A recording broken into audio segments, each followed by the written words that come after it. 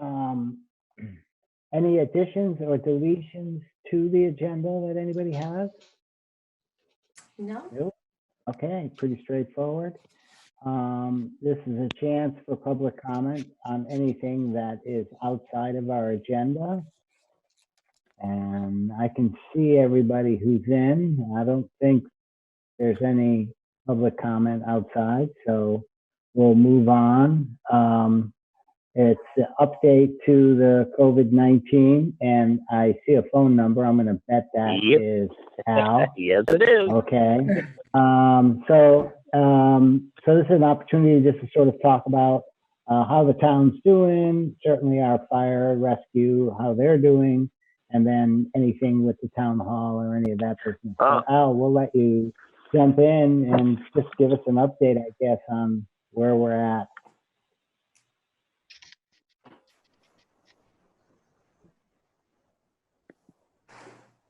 Are you okay, Al? Yep, there you go. Okay. This is pretty much as usual. Obviously, with the changes we had to make for self-protection, our equipment is stable. EMS calls last month to 35 for the month of April, which is about average, I would say. We did see a downswing in March, but they're back up again. Can't really say as we're seeing a lot of, things that we would identify as COVID by any means. Your typical flu type things, which, and that, it just takes a little bit longer to get to the EMS calls because they have to put on all the protective equipment. So a lot of the agencies don't use a protection level, I guess is maybe the way I want to say it. They aren't using full PPE on all their calls where we do. So, and that's probably the biggest change, I think. Biggest change that we've seen. It just takes a little more time to get to calls. So, and in fact, today I delivered, I think, 6 boxes of gloves to the food shelf because Rachel was having a hard time finding gloves rubber gloves for the people doing the deliveries and working the food shelf. So we delivered those today. And I think that's about it, really. We're back doing fire training, and obviously we changed a little bit how we're doing training, but pretty much back to training and responding to calls. Just we've made the necessary changes, I guess best way to put it. Do you need anything from the town or the select board or no? Any of that? No, you're right. Yeah, no, I don't think so, actually, Till. I mean, we're in good shape. I think, obviously we're going to run over on our EMS equipment budget. But, hopefully we'll go through the process and see if we can get some FEMA reimbursement, which we should, at least get to 75%. And a lot of the equipment we had on hand already. And, I've been getting stuff from the stockpile, so that doesn't cost us anything. So, I think we're really in good shape as far as the COVID-19 response goes. All right. So at least for the short term, the procedures you have now are the ones you'll just stay with, and until I guess something changes or the protocol gets changed with the state or something. Yeah, that's correct. It's one of those things that literally sometimes during the week it may change twice. So, I mean, it's, you see the updates that I send out, and yeah, like I got one this afternoon at 4:00 from the EMS, well, basically from the EMS district that they've changed the protocols, and before they were receiving ambulances outside the ambulance bay, going through the procedures, and now now we're going back to backing the ambulances into the bay, and then they will have a new triage nurse come out and make contact. So it's it is literally changing with it. It's as we learn things, they just change to adapt to them. So. All right. Does anybody have any questions for Al? Or if you have anything to add, Renee, about town hall, I guess. Mary?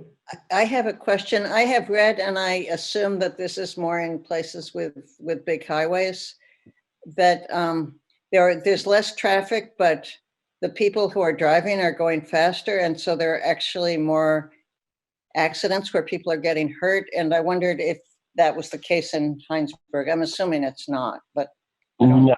Knock on wood, and I'm going to bite my tongue when I say this, but we actually haven't had any car accidents since the beginning of this, so it is good in that respect. Yeah.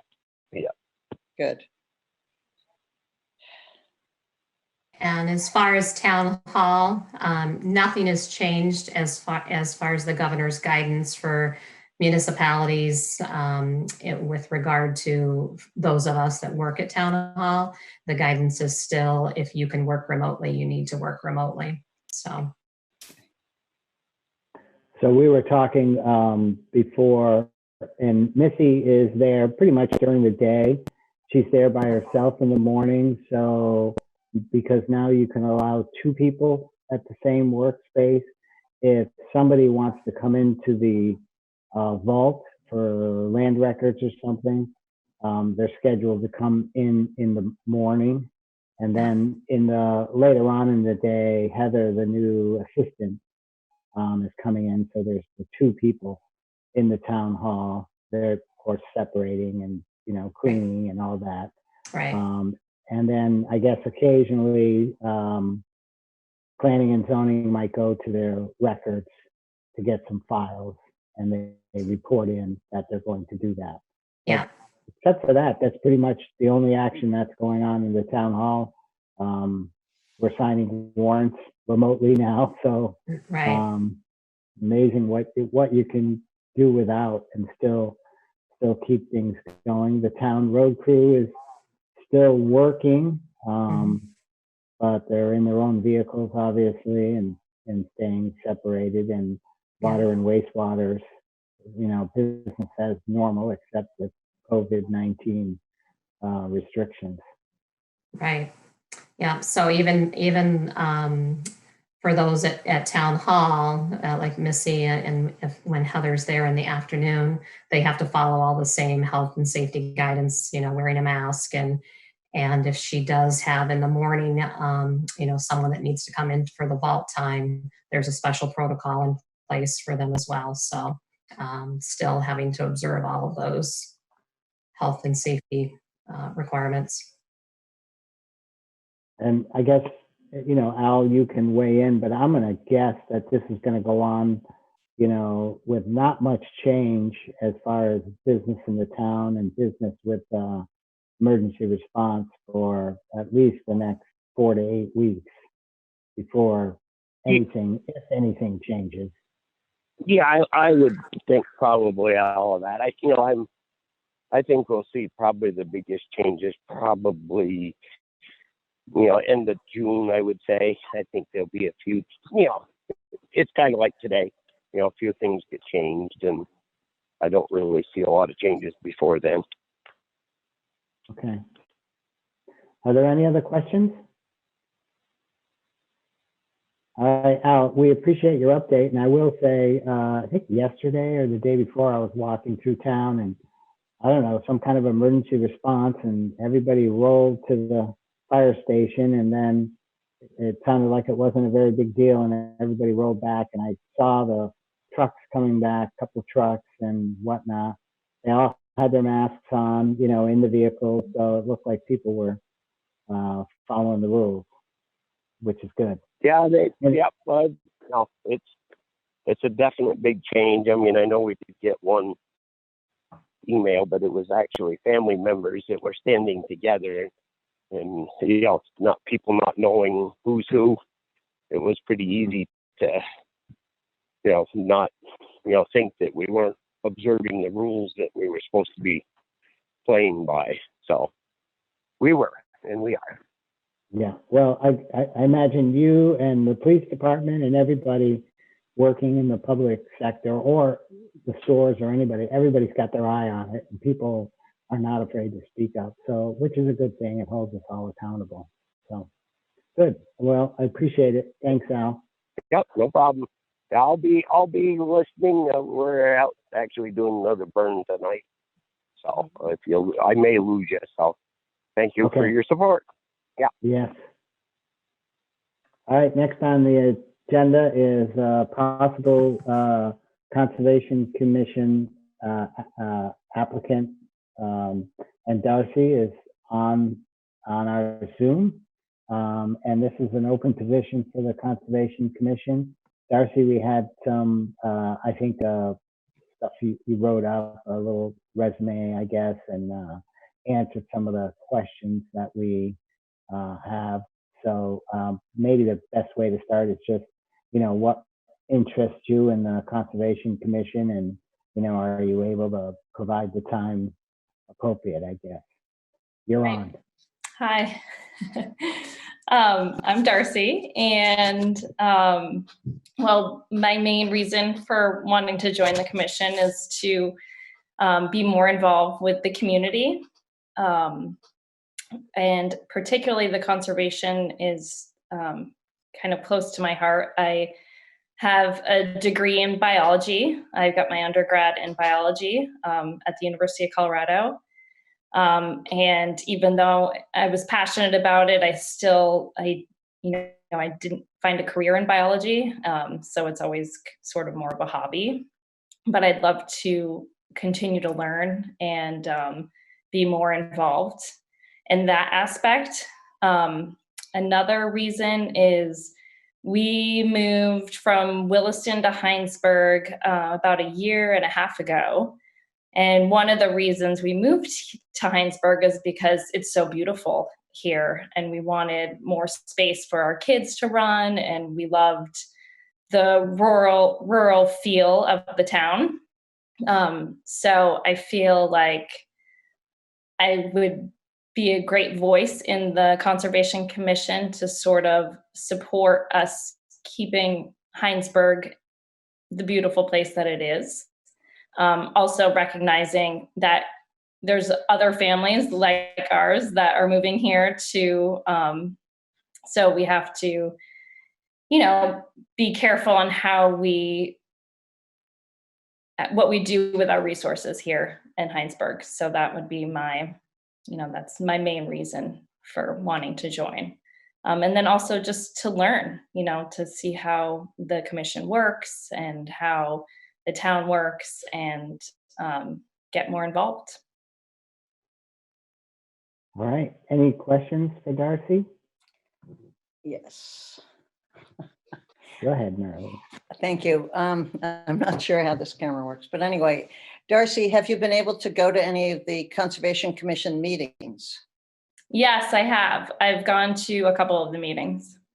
Yep. And what was your impression? In my impression, you know, I'm still new to the whole process. So I feel like I'm just kind of like a sponge absorbing it all. But it seems like a really great group of people that were coming from all different backgrounds and all different concerns, you know, but still trying to work together. So it just seemed like regardless of all the differences, everybody was still aiming for the same, to keep Hinesburg, to make Hinesburg a better place, to keep Hinesburg how it is.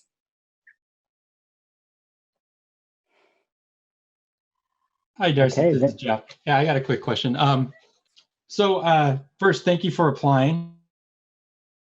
I always like it when people come forward. But I was looking at your the application you put in, and one of the ones that you mentioned you'd like to do is impact to wildlife on development. And I'm just curious what made you so interested in that specific topic? I think, well, wildlife is a huge interest to me in general. I grew up out in Colchester, Vermont, and out in the country, and I have my family's very much into hunting and fishing and all aspects of the outdoors.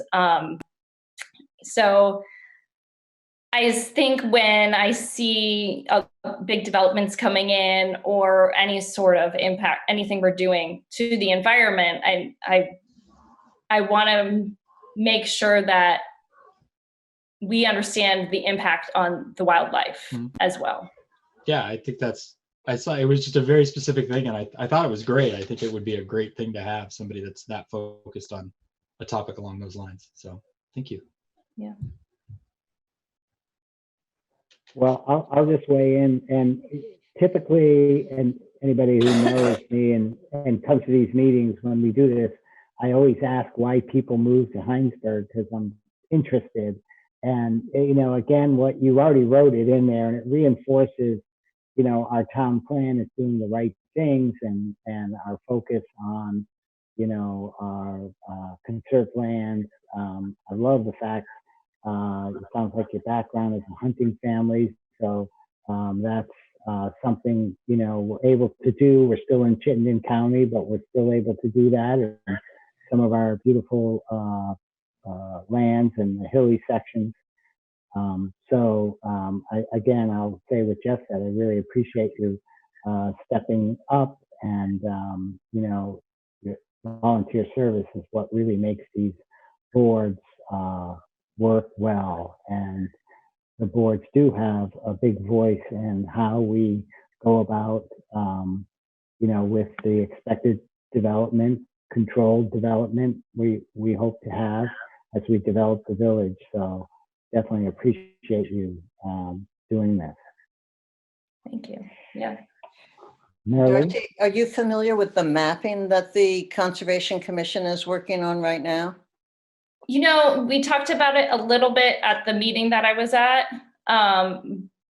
but it was sort of, I got the impression that it was talked about more in previous meetings. That's right, yes. It's an ongoing thing, but wildlife corridors is one of the things I believe that's going to be mapped. So you can jump in and make sure that happens and gets publicized. Right. Yes, I'd love for the opportunity to do that. And I think publicizing and educating the populace on the environment and the natural resources is a big thing that the Conservation Commission could do. I was on it before I was a select board member, and we talked about that, but I don't think anything ever got solidified. So I think either I read between the lines or you said that you were interested in educating people, and I encourage you to do that. Yeah, definitely. I have 2 kids, so we often, try to talk about all those aspects when I'm now at home teaching them as well. So yeah, it's very important to teach the future generation as well as, the adults in our community. Right.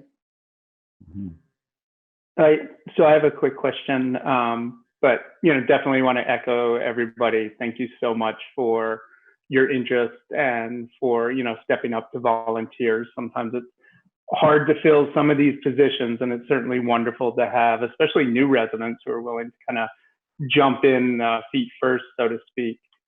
I guess, could you talk a little bit about, you've mentioned a couple times moving, you moved to Hinesburg and want to keep it exactly like it is, but you also want to talk about, the development that's planned. So I guess those two are kind of contradictory a little bit. So I'm just kind of wondering, what are your thoughts on, Hinesburg's smart growth in general? Right. I recognize that it's a growing community. There's, especially like the few years we spent in Williston, just seeing how much growth they had there. I understand that just because we moved out of there into a town bordering them, that the growth is still going to happen. It's happening all throughout Vermont.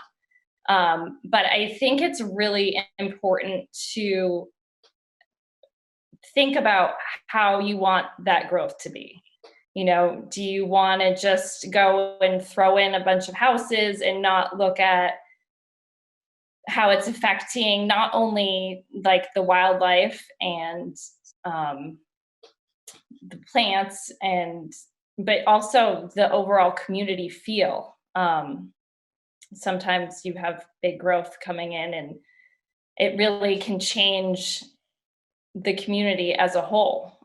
So I think it's important that we have these boards and people discuss, all right, well, maybe that isn't really going towards, our overall town goal for Hinesburg. Maybe we need to rethink this plan and make sure that we have people putting their opinions in and also their, coming forth with what's important to them. Thank you. Jeff. Yeah, I have a question, Darcy. Again, thank you for stepping up. It's great to see young people volunteering in our town. Have you been following the concern around the invasives in Lake Iroquois and the proposals to try and solve that problem? And I wonder if you have any thoughts on that. Yeah, I have been following it a little bit. And, because I was in Williston, Lake Iroquois is a big part of that community as well. We swim there all the time with the kids in the summer. So it's definitely been something on my radar on how we deal with that. I know that there's a lot of talk about using herbicides in the lake, and it's definitely a problem. Milfoil is, by the end of the summer, the lake is covered in it. However, a lot of these new herbicides, we don't actually know the long-term effects on not only the health of the people, but also the overall ecology of the lake. I mean, there's a ton of animals and plants living in that lake, and sometimes one herbicide can not just affect, obviously it's a Band-Aid for that one problem, but do we know how it's going to affect the rest of how it's going to affect the community, the ecology in the next 10, 20, 30 years, so yeah, great. It's definitely a tough issue, but yeah. Thank you. Good. I appreciate the fact that you're, attuned to, some of the issues that are around, particularly ones with your background. And I have to say, I cut my teeth in Hinesburg politics on the Conservation Commission too, and it's been all downhill since then. So I hope that you're able to ride it a little better than I have. So I guess, unless there's other questions, we certainly could consider a motion. Okay. I would like to make a motion to appoint Darcy Mumley to a vacant seat on the Conservation Commission for a term that will expire on January 1st, 2023. I'd like to second that motion. All right, thanks, Jeff. Any more discussion? All right, all those in favor of appointing Darcy to the Conservation Commission, raise your hands and say aye. Aye. Aye. So it looks unanimous. Thank you, Darcy. We really appreciate it, and hope your stay here in Hinesburg and your involvement is deep and meaningful for you. Thank you. I appreciate it. Thank you. Thank you, Darcy. Thank you. Thanks. Yeah, thank you, Darcy. Thank you. All right, next on the agenda is discuss the revolving loan fund and how it could support local business. This came up, I think, at our last two meetings of, utilizing what we have in that revolving loan fund. And I don't know, Renee, do you want to speak about it? Sure. I think Melissa was going to join us as well. I don't see her on here, but I can provide a little bit of an update. I think you saw in my agenda summary, there's a business impact survey that we put out, so we could get an understanding of what the needs are of the businesses right now and how they've been impacted by the COVID-19 situation. And so we've gotten 21 responses so far, which is going to be helpful to guide us in, and how we can best support our local businesses. I think in reviewing the 21 responses, I think the most common one is help with property taxes, either, delaying the property tax deadline for a few months, or, doing some property tax abatement, or in some way. What that is one piece that's really not in our local control. That is something that we have, excuse me, we have been, I've reached out to our local legislators, and VLCT has been doing that on behalf of all the municipalities.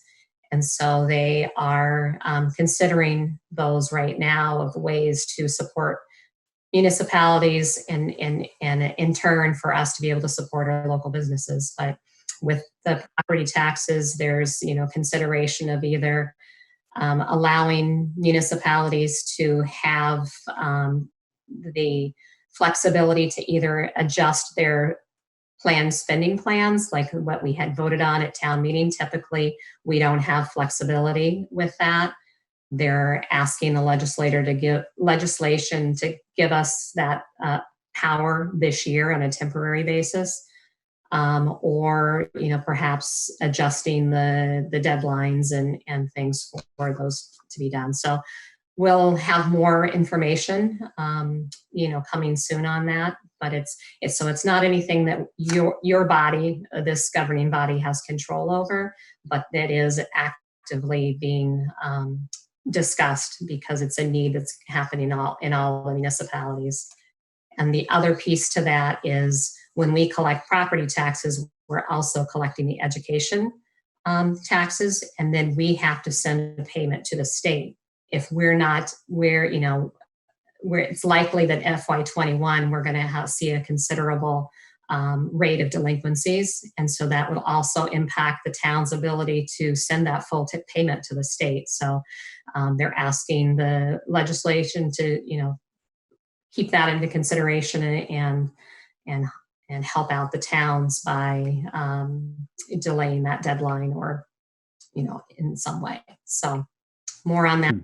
Some of the other ways that people said that they're going to need help. Some people, some of the businesses stated they may need help navigating the different programs offered by the Small Business Administration, and so that's resources that we can at least help them or connect them with. Some were, just having the town help really get the word out that these businesses are still open, like some of the restaurants, and trying to sort of market those to keep as much business going as they can during this time. Let's see. Welcome to Verizon Wireless. The cellular customer you have called is not available at this time.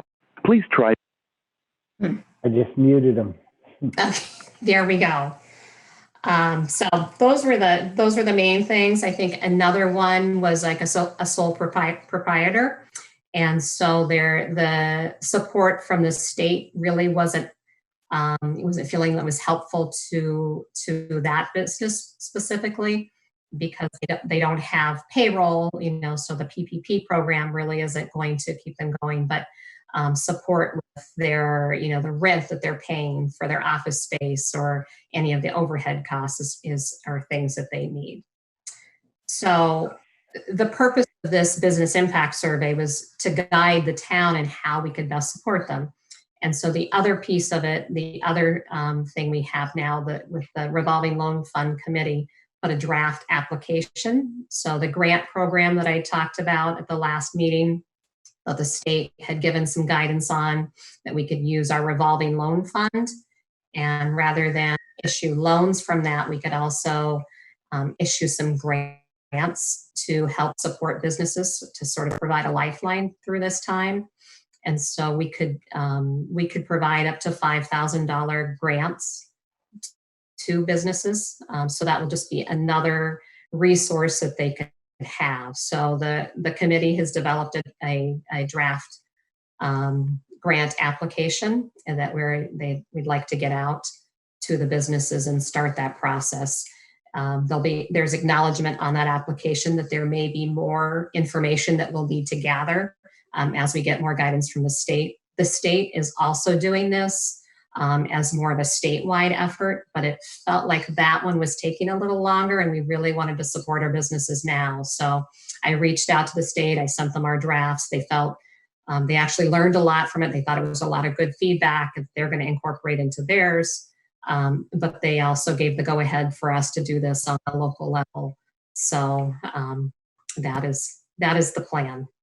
And just wanting your support from the board to see if you had any suggestions or thoughts, or if you are fine with them going ahead and putting this grant application out there as well. So I just had one quick question. Are there other towns doing this with their economic development funds, or are we the only ones asking about this? No, there are others. I mean, this is what the state is. This all started with the email from the state, encouraging folks to be looking at their revolving loan funds, and that you don't have to just use it for a loan basis, but you could also use it for a grant purpose. And that was, after our revolving loan fund was already looking at ways to support the existing applicants. And so we'd taken those steps, but this goes a bit further, and now we can help support other businesses in town, just to, give another little bit of a lifeline to keep them going. All right, any questions with anybody? I mean, I assume the board supports us, moving forward with this, finding out what all the rules are and, what opportunities there are. Would the board have to approve any of these? I guess we would, right, if the applications came. Yes, so it would be a similar process that we did with the loans. So, the revolving loan committee does the initial work. And then when they have worked with the applicant and they feel like they have everything that they need, then they make a recommendation to your board, that they support this application moving forward. And so then I would put it on the agenda. You guys would have the final look and the approval of the grant. Okay. There's different criteria that they're working on that would, how we would decide. So it's a very clear process, and so it doesn't, it's people know going into it what is involved and whether or not they'll qualify. They're based on specific criteria. Renee, I have a quick question, and maybe I missed this, but Sure. If a business has already received a PPE grant, would they still be eligible to utilize this funding? Yes, and again, they would have to follow the application, and perhaps depending on what the criteria are, that maybe there's something else that would prevent them from being an applicant. But this is just, we know that this isn't the golden ticket. This is just another resource to help businesses. Thank you. Mm-hmm. Well, I may have learned something here too, that certainly when we pay taxes, they come into the town and we collect the school taxes too. But that if we don't collect it from some homeowner, we end up paying that, and then it's on us to get that state school tax. Right. So I imagine we're not the only town with this possible problem. Right. So the town would be issued a penalty if we didn't make that full payment. And so that's what they're trying to get relaxed for this fiscal year. Some towns, like we do annual payments. So our payment for FY20 is due in November. Other towns in this current fiscal year have done quarterly payments. And so they still have theirs due in May or June. And so they're going to be impacted in FY20 in this way. Right. But the most impact is going to be felt by everyone in FY21. Interesting. Anything else from the board? Or any other comments on this? Well, I see encouragement for the Economic Development Committee. So, you know, they've done a lot so far, and hopefully we can get it to a point where we can actually help a local business. Yeah, I mean, they're very motivated to help support businesses. There's been a lot of communication with the Hinesburg Business and Professional Association to kind of get the word out too. And so I think, you know, the message that we want our businesses to hear is the town of Hinesburg supports them, and we want to do anything we can to help them through this time. Okay.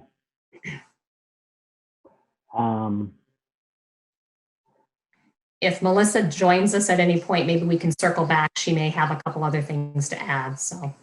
Okay. I think we're running a little ahead of time, huh?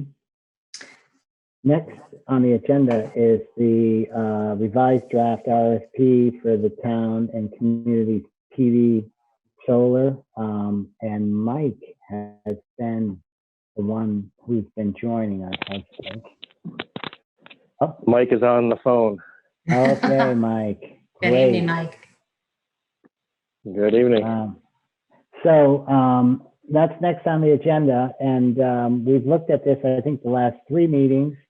In the first time, I think we were just falling into COVID-19 coma and unsure how to do things. We suggested, you know, a couple of actions, which I think the Energy Committee did, including trying to get as much information out there to the community about this program. I think you had some conversations with some potential contractors, whether they would need to do site visits and whatnot. But now with the state opening up just a little bit, it sounds like that doesn't become an issue. And you shared with us comments that you received about this. I think you put stuff on the website. So Mike, are you looking now for the board to consider approving the RFP to go out for bid? Yes, that's right. We are. We'll continue to collect feedback. We did a sort of an interview with the Hinesburg Record, and so we expect an article to be published, and they're going to encourage feedback as well. So we'll continue that along. But yeah, at this point, we're looking for approval to release the RFP so we can get potential bidders to submit options for us to consider.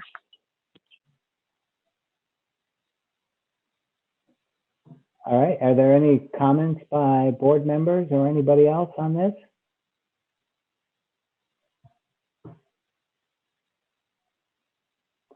We noted that the feedback you're sharing, it has been sanitized in that maybe you weren't clear to people that we would be, you know, sharing their feedback with everybody. So you took their names off, which I think is okay. I mean, we trust these were all received by you guys, and there's some, you know, pretty good feedback, mostly positive. I think a couple are, you know, show some concern, which is appropriate.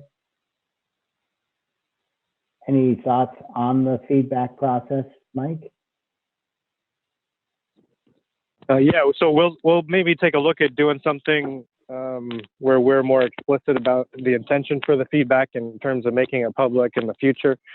I think, yeah, I agree. Overall, generally positive. It seems like there's an interest in even the folks who were maybe somewhat skeptical, there's an interest in carrying on a dialogue and a conversation, and an interest in more feedback. So, yeah, I think it looks good.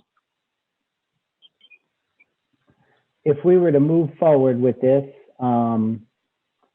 has there been any discussion about evaluation of the proposals? I mean, who would do that, and what's the criteria that you would that would be used to review them? Yeah, not in detail, but our approach would be for the Energy Committee to evaluate the proposals and present I don't know exactly what format, but some summary of that evaluation to the Select Board. And we, I think, need to talk about how much of that we can or are able to make public in terms of pricing information and that kind of thing. So we need to, I think, as a committee internally, first understand what information needs to be kept sensitive, or if that's a concern at all. In terms of criteria, I think generally we've discussed best overall value. There's some flexibility in the RFP that allows potential bidders to maybe offer on one location or over another location, and they have some flexibility from a design perspective. And so we'll be able to see who's offering a system that is more energy efficient, is offering the most production for and the associated costs with that. There are some different technologies to evaluate, so price will certainly be a main factor, but it's going to be a best overall value approach. Do we need to, well, first of all, can folks hear me? My computer's acting up. I can hear you. Yes. Okay. So one of the questions, and this is a question, so it's not a recommendation or anything, but do we need to, I've worked on a few of these in the real world. So do we need to specify that we'd like this to be a fixed price bid? Meaning, whatever you propose, the fixed price is X, shall not go over, kind of thing? So there is some flexibility the bidders have to propose different contract models or business models. Generally, the approach that we've sort of alluded to in terms of our preference is that a bidder will provide the system in a turnkey fashion, and sell energy at a fixed and agreed upon price. And so the actual cost to build the system from a risk perspective is on the contractor, because they're going to go out and get a third party potentially to lend them the funds. And they're collectively going to own the installation and cost risk during that time period. Okay. And the town and any off taker would be committing to purchasing electricity at a fixed rate going forward. I got you. So we're not actually buying the equipment going in. It's more we're leasing it or letting them use it, and then we're just paying the energy off of it. Yeah, it's possible that a bidder may propose to directly sell to the town, and that's an option the town can consider as well.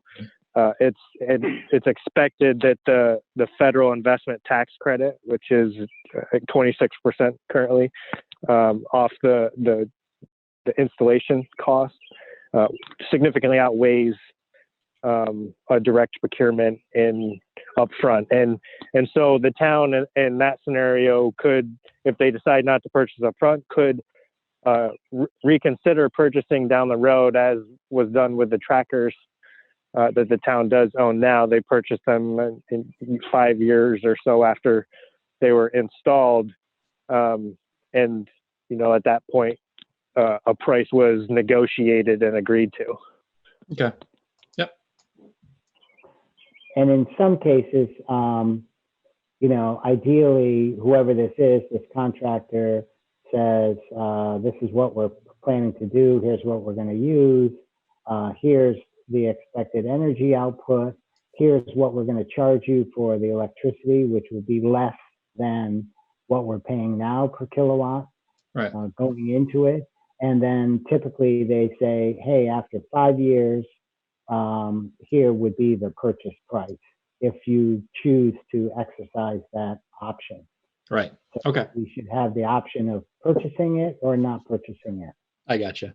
And Okay. in some cases, there's an option that says take it out. That's always, in some cases that can be an option. Okay. It was probably done more often in the beginning, less now because it's not a good option for anybody, and people have more trust that it's going to work. Okay. I'll let Renee weigh in, but I would suggest that the Energy Committee put together a matrix on how you would evaluate these things, and but that we perhaps put together an RFP reviewing committee, which if anybody on the select board wants to be on it, I would think Renee or somebody from the town would want to be a part of that. And there would be a discussion. It's a kind of a contract negotiation discussion, I would guess, where all the RFPs are evaluated. And if there are any that appear worthwhile, those get forwarded to the select board for potential approval. Renee, is this something you would want to be involved in, or is there somebody from the town you think? Yeah, I certainly could be involved in it. And typically when we do these RFPs, we do have a matrix or a scoring criteria so that it's uniform, for each evaluation. So we can determine which ones we're going to move forward based on that criteria. Okay, so two things, an evaluation matrix and a cross-functional review committee. Yeah, is there anyone on the select board who's feeling like they'd like to be a part of that? I don't have a ton of time, but I'd be happy to go through it and help out. I don't have an issue with that. Yeah, I'd certainly be willing to help out. Great, that would work, I think.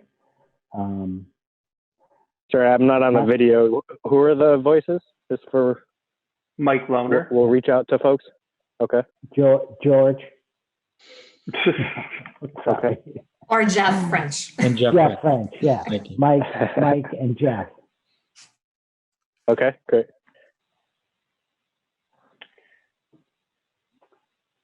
So Phil, were you suggesting to get those before we approve the RFP for release? No, I think potentially, I think the board could approve the RFPs for release. We have no obligation to do anything. We'll see what comes in. We could then go through an evaluation, and I suspect there'll be there'll be potentially an assortment. Somebody might say, hey, we'll do a proposal for the fire department and the old landfill. Or maybe somebody will say, we'll do the town hall, but that's it. And so I think, it won't be apples to apples necessarily, but if more than one person makes a proposal for the town hall, they would be, we'd have two to compare for the town hall. And I think we would then, evaluate them and say, this one from this contractor looks good for this. Potentially this one from this other contractor looks good for this. Or maybe it's like, hey, this one contractor is providing, two of these that appear really good. Let's move, that's the one that appears to be the best and potentially move forward. Right. Well, then I would make a motion to approve the issuance. Or maybe it's like, oh, this one contractor is providing. Okay, so that was Mike making the motion? No, I wasn't sure who was talking. Sorry. Okay. But yes, I'll make a motion to approve issuance of the RFP for town and community solar PV projects as presented. I'll second. Okay, was that Jeff seconding? Yep. Okay, so. I have a question. More The discussion? document, Yeah, the document in front of me says that the proposals are due May 22nd, 2020 at 4 p.m. I assume that has been changed. Yeah, that assumed I think the cover page shows a May 1st release date, so we'll slide that out accordingly. Okay. And that's a 3-week turnaround. So if there's any thoughts on that, happy to consider if we should make it longer. I would think initially we were looking at a July 1st deadline for the PUC to get the better solar rate. And I do believe those will be pushed out. So, I'm not sure that we're at such a tight constraint. So I would want that date to be long enough so that people can do a good evaluation, but not so long that it doesn't get an appropriate priority. So I would say pushing it out at least another week, and maybe Mike, how long these proposals would take for somebody, particularly in the environment we're in now.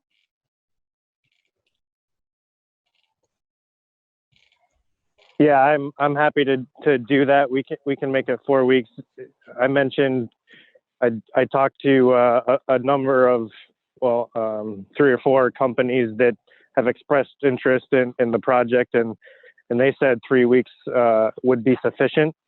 But I understand all the things that are going on, and we certainly expect relief on the deadline, like you said, Phil. So happy to make it 4 weeks. Go ahead.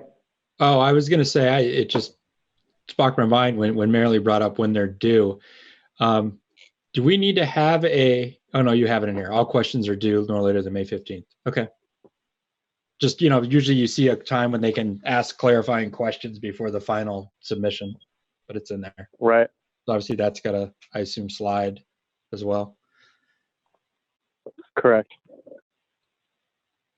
And now I think with the rules on COVID-19, if someone needed to come into the building, it sounds like we would be able to do that. And Mike, you would be the one to, if a contractor said, hey, we'd like to walk through the fire department building, would you be the one who they would contact?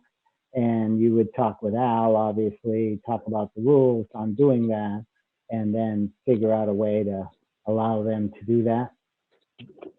Yeah, the Energy Committee will be the first point of contact. We'll have that contact information on the RFP, so we'll field those requests. I'll talk to Renee about the process to handle it from there, but we weren't planning on doing an organized set of site visits or anything like that. So we'll, at this point, I think we'd be sort of encouraging people to do everything outside and remotely.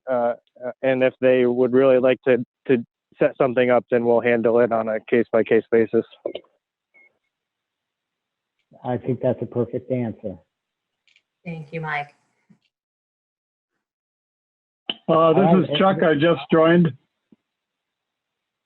Hi, Chuck. All right, well, hi, Chuck. We already have a motion in place, and we're just having a little discussion. Yeah. Any more discussion by the board or anybody else? Do we need a friendly amendment to the motion to change the dates? Yeah. Sure. Are you okay with that, Val? Yes. I'm okay with the friendly amendment. I'll second it. I don't know. All right, so the motion is to go ahead, release the RFPs with the, that was in our packet with amending the date to allow 4 weeks and any other internal dates that are tied to that.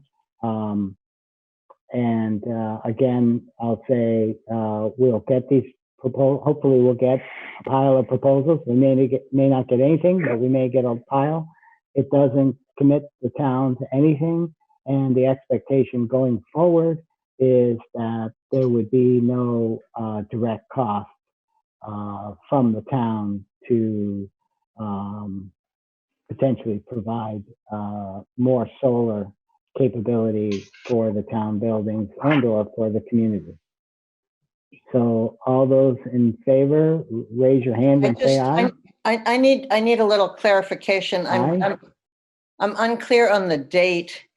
So you said move forward for 4 weeks. Does that still mean from May 1st, or is May 1st going to be pushed forward?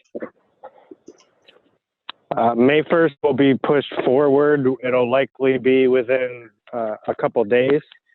We'll just, the Energy Committee will sort of circle the wagons here, probably following the select board discussion, just to discuss that it was the outcome of the vote that's happened, and we'll get the thing out the door because plan. So we'll change that to probably, I don't know, by Monday at the latest, I would say.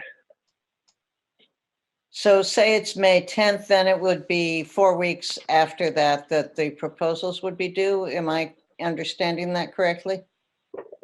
Correct. Okay, great. All right.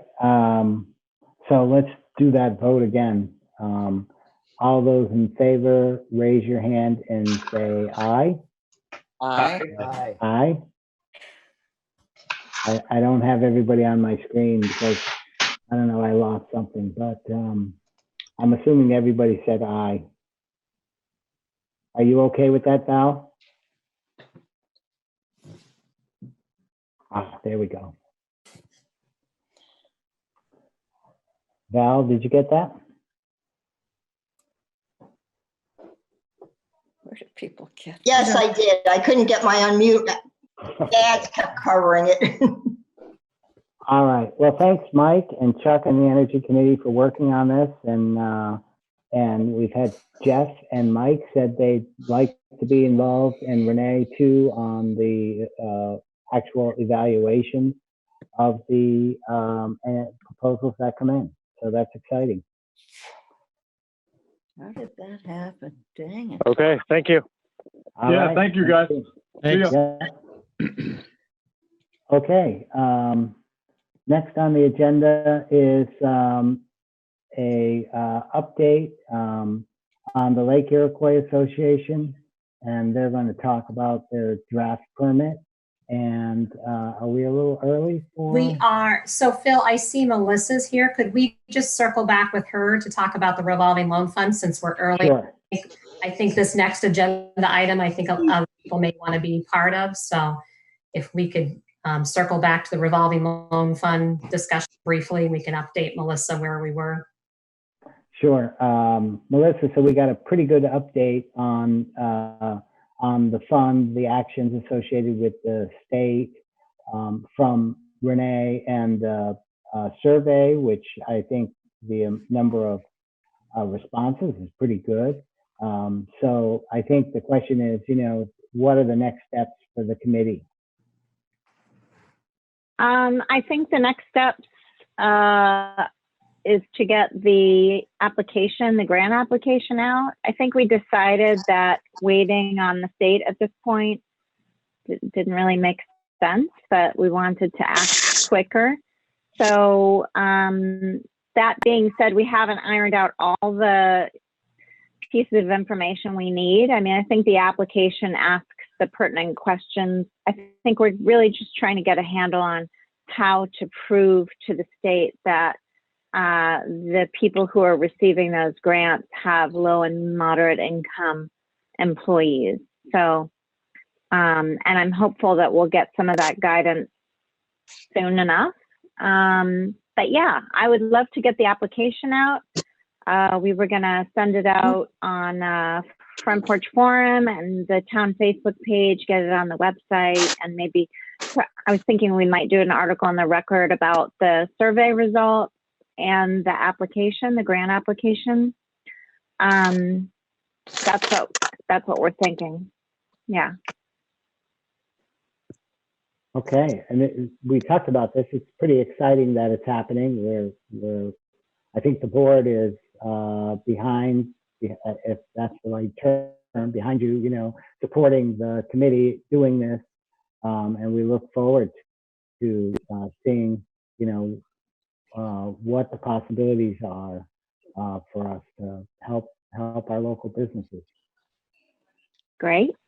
Yeah, I think we're all excited and just anxious to get it out, because that survey is showing that people are, a lot of the businesses are really struggling. So, and it's nice that things are starting to open back up, but a lot of them won't be open for quite a while still, I think. So, yeah. Okay. Any questions? Yeah, sorry I missed the time. No, you didn't. I think we're ahead of time. We've been running early. Oh, okay. Well.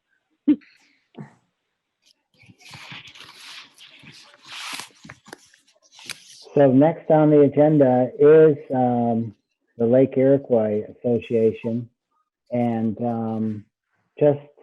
I guess it'd be okay to start. I think a lot of people are here to Otherwise, listen. we could go on to the next item and just to buy a little more time. Sure, I think we could do that. Yeah, why don't we do that? That's a great idea. I think that's a good idea. Jump ahead to, this is typical for the board to just review our budget and how we're doing. I think we do this once a month or so. And so we have really one of our last ones, budget status for FY20. This was the beginning of May, which is about 82% of the way through our budget year. And so it's a complete snapshot of where we are. You want to, you gave us a little bit of input on it, Renee. Anything else about this year anyways? Yeah, I mean, you know, as I said, expense-wise, we're tracking pretty well. What we knew, the revenues would be down because of the limitations of services. So we're definitely seeing that. Our biggest impact, as I discussed earlier, is going to be in FY21. So we're likely going to be able to make all the necessary adjustments to end FY20 in an okay fashion.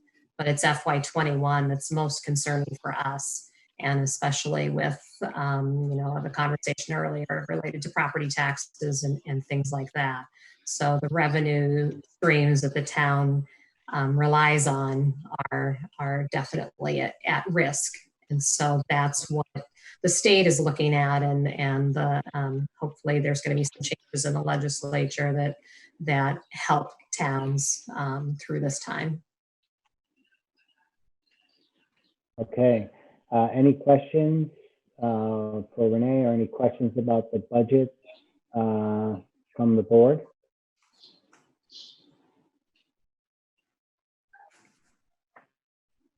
I had just a couple of comments. There was one item on there, Renee, and I don't have it in front of me.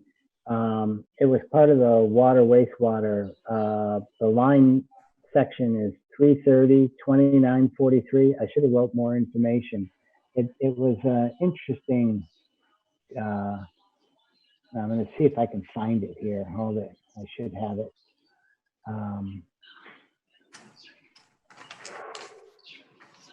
Got so many windows open.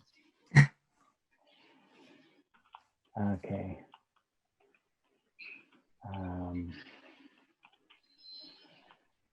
Phil, did you say 2943? Yeah, 330-2943. Okay, I've got that as miscellaneous. Yeah, it's miscellaneous income, and it's in the water charges, and one line is it's WPL 29291-1. It says 42,000. The other one's 80,000. I wasn't quite sure what that was. Nothing So was budgeted. Those are through the bond bank. So one is the asset management plan, the loan that we had with, it's a forgiveness loan. So through, and the other one is for the wastewater upgrade, the planning loan. Okay. So this is money that we get back, some forgiveness for some of the engineering planning and whatnot. Right. So for that one, we had to make sure that we, met all of this criteria, and then those expenses are going to be reimbursed. And then the planning loan, when I submit requisitions, when I receive invoices, I submit them to the bond bank, and we receive money from that. So that's what you're seeing there. Okay. Okay. I was going to say, I have a question. Go ahead. So, certainly being new to this, the budget review and all, now that we're getting toward the end of our fiscal year, I'm just looking at the sewer charges and water charges and seeing that we've collected around 50%, while we're still, a little over 80% of our year. And I just wondering, is that typical? Like we have a bunch of outstanding bills, or I think I just got our bill. So. Yeah. So, Mike, the reason for that is because they combined the water billing for two quarters worth, I think. So they're just billing for a longer period of time right now. So once that comes, you'll see that percentage probably adjust. Okay. Thanks. Mm-hmm. So, Mike, once you pay, we'll be right back to where we are. So I know, we use so much water up here. So I had just a couple of things I mentioned to Renee earlier. Salaries in police and highway are down, which sounds like a good thing, but it's really because we've been understaffed, which is not a good necessarily thing. That's been true the last couple of years. I certainly saw salts was up this year, not a lot of money, but it's up over the budget because it was a difficult year.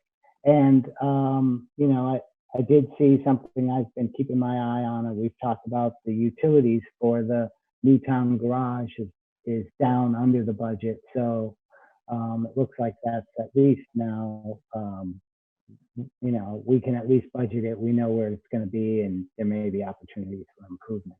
So. All right. Well, I think we're pretty close to the next agenda item as far as time goes. So that item was an update. Lake Iroquois Association asked to get on the agenda to give us an update on where they are. I think there's some permitting they're looking at. And just a reminder, the town does provide this association with funds. I think for the last 4 or 5 years anyways, we've done that. And they're used for a number of reasons, some education, some milfoil reduction projects. And this last year, they asked for funds. The board didn't give them all of the funds they asked for this year, but I think it's 7,500 was budgeted. And that there was no stipulations on that fund. It was for the association to use, I think, toward primarily milfoil and any of their other activities. So did you want to jump in? Sure. Yeah. Thank you. Yeah. Excuse me.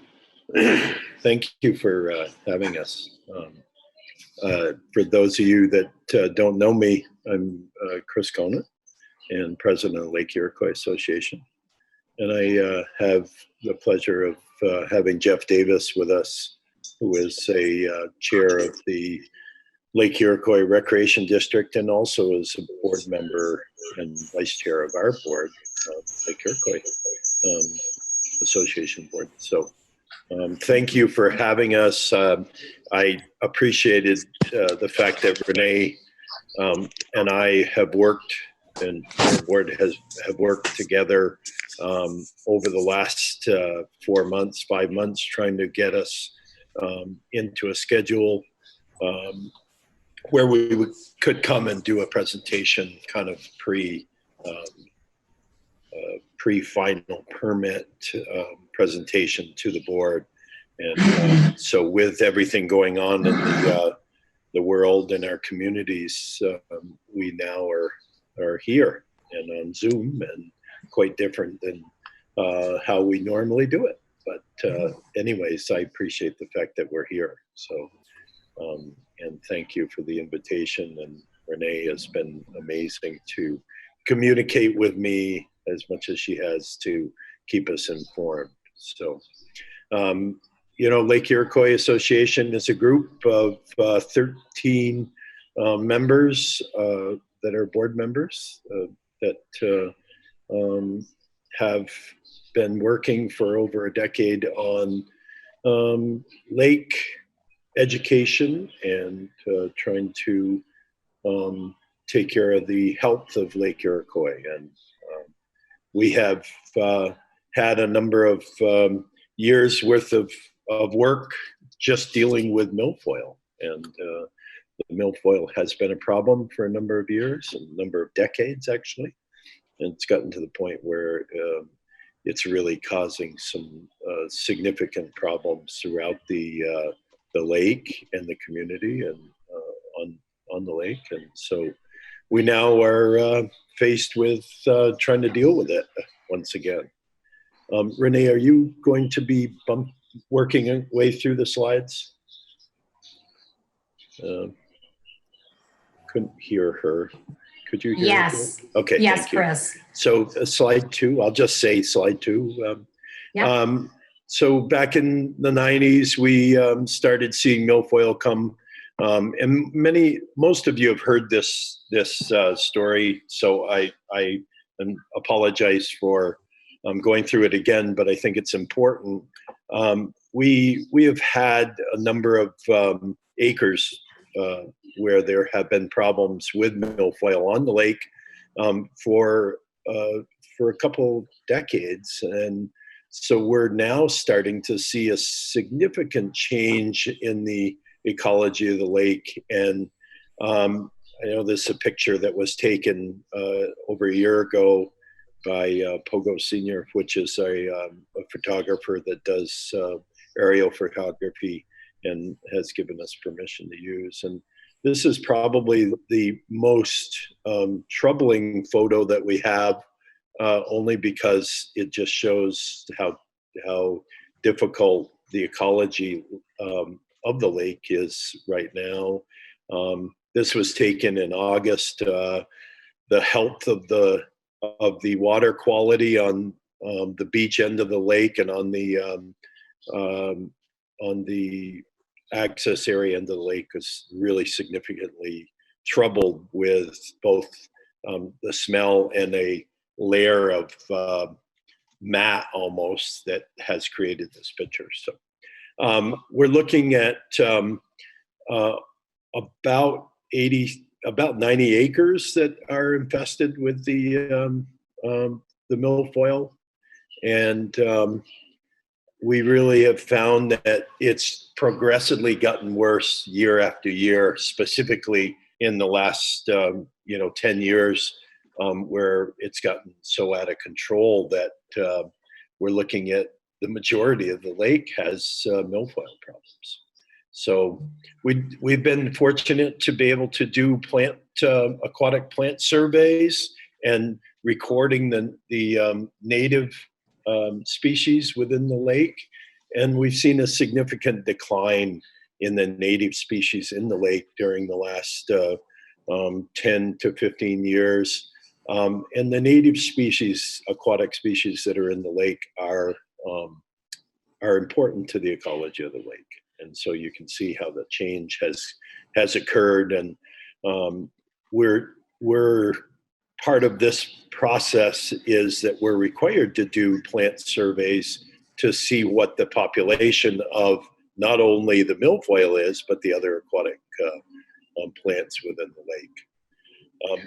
Currently, we have 2 invasive species that are in the aquatic invasive species that are in the lake. Fortunately, only 2.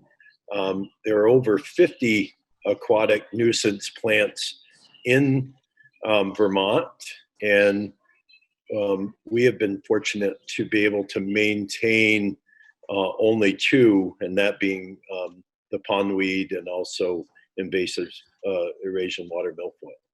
And so those 2 problems are occurred in the lake. But Lake Champlain has almost 50 different problems within the water body. So we're fortunate because of our education programs, because of our greeter program at the access area, where we are washing boats and inspecting boats on weekends, holidays. We're fortunate to be able to keep out the problems other than the milfoil and the pondweed. Could you go to the next slide? Thank you. We've been told by, we've worked for a number of years with a contractor doing diver-assisted suction harvesting. And we have been told by the AB Aquatics out of New Hampshire that the lake is one of the worst lakes that they have ever done work in. And so with worst lakes for both ecology and the water milfoil. That's how bad the infestation is. It does change the whole ecosystem of the lake, and I think that that's an important piece of this puzzle that we need to be well aware of, and also recognize that if we don't do something about it, then the lake is going to fail. It's that cut and dry. So we have to make a decision whether or not our community. I realize that this is a very difficult and very emotional and very at times troubling for some to deal with this issue. But I feel that if we don't do something about it, we're going to have a swamp throughout the entire lake, and we're going to be dealing with it no longer able to use the lake the way that it's being used today. Go to the next slide, Renee, if you could, please. The red dots on the lake, this was part of the aquatic plant survey that we have done. The red dots that are represented on this map actually are the heaviest infestations on the lake, and you will see obviously at the north end where the beach and access area is, that is some of the shallowest areas of the lake, and that is where the most significant problem is. But I have to also say that behind the island, there's a few coves there, and down on the south end of the lake, there's some pretty amazing dense populations of the water milfoil also. So we're really covered quite an area with some significant problems. You've heard me say this many a times that we've seen water milfoil in the lake that's over 20 feet long, that literally is surviving year after year and not dying back, and also just keeps growing. And so that's where you see some of the population that continues to grow and reach through the surface at the end of the season. So thank you, Nate. Next. We've taken a multifaceted approach to this problem. Not only have we used the diver-assisted suction harvesting, but we've used benthic barriers, which is the bottom barriers throughout the lake in various places, one being in front of the access area. We've used them in the beach area at times. And we've also, each property owner has the right to be able to apply for a permit and use a mat in front of their property if they choose. And so there is a fair amount of benthic mats throughout the lake. The diver assisted suction harvesting program that we have been working on for the last, I think this was the 5th year that we did it, where we're actually hand pulling. The program, we spend about $6,000 a week on hand pulling with 3 divers and a boat. And we last year covered a little more than an acre in that week's time. So the year prior to that, we had spent over $20,000 on hand pulling. But this year, this was when Bob, the owner of the company, said to us that it's really it's gotten to the point where it's becoming irrelevant if we hand pull because there's so much of an infestation throughout the lake. Our greeter program is we're one of 2 lakes in the state that we're using hot water to wash boats and inspect boats on weekends. And part of the funding that your community has given us, we are using funds from the multi communities to support the greeter program, and we have asked for additional funds to be able to add additional days to the greeter program so that we could do a full day on Friday, a full day on Saturday, and a full day on Sunday. And so we're hoping to be able to build that program. We're running into a bit of a problem with this year with the fact that the regulations have changed a bit. So we're still dealing with that because of the virus. We have worked on multiple programs throughout the lake, trying to reduce sediment runoff and nutrient runoff in the lake with stream bank restoration programs and money that has come from either grants or from municipalities such as Hinesburg. We continue to build those programs. And so we're using funds from you to build, to do great work. We have a education program where we're trying to teach owners of lakeshore properties to reduce lawn mowing and build riparian buffers along the lakeshore and green buffers along the lakeshore. And just overall lake user education so that people that do come and go from the lake have an understanding that when they put their kayak in the water or their motorboat in the water, or that they take time and inspect the vessel so that we can make sure to continue to keep out unwanted invasives. So next one, Renee, please. So the next slide is basically dealing with the opportunity of using a chemical in the lake.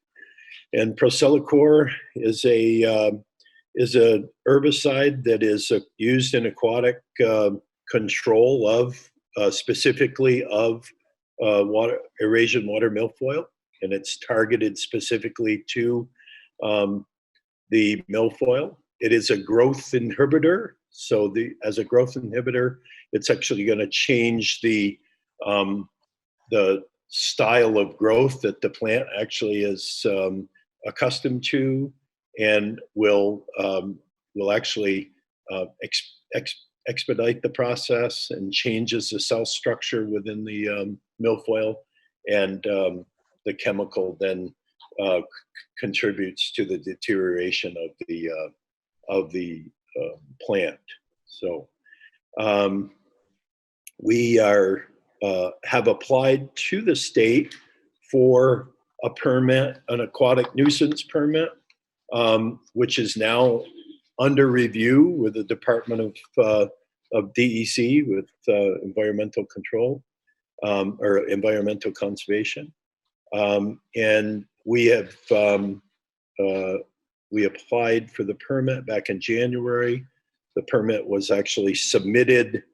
We did a draft permit initially with the state, and then it was submitted late February, and we ended up basically during the last 60 days have been able to get everything, all our ducks in a row, and be able to submit the final permit. And then we ended up, the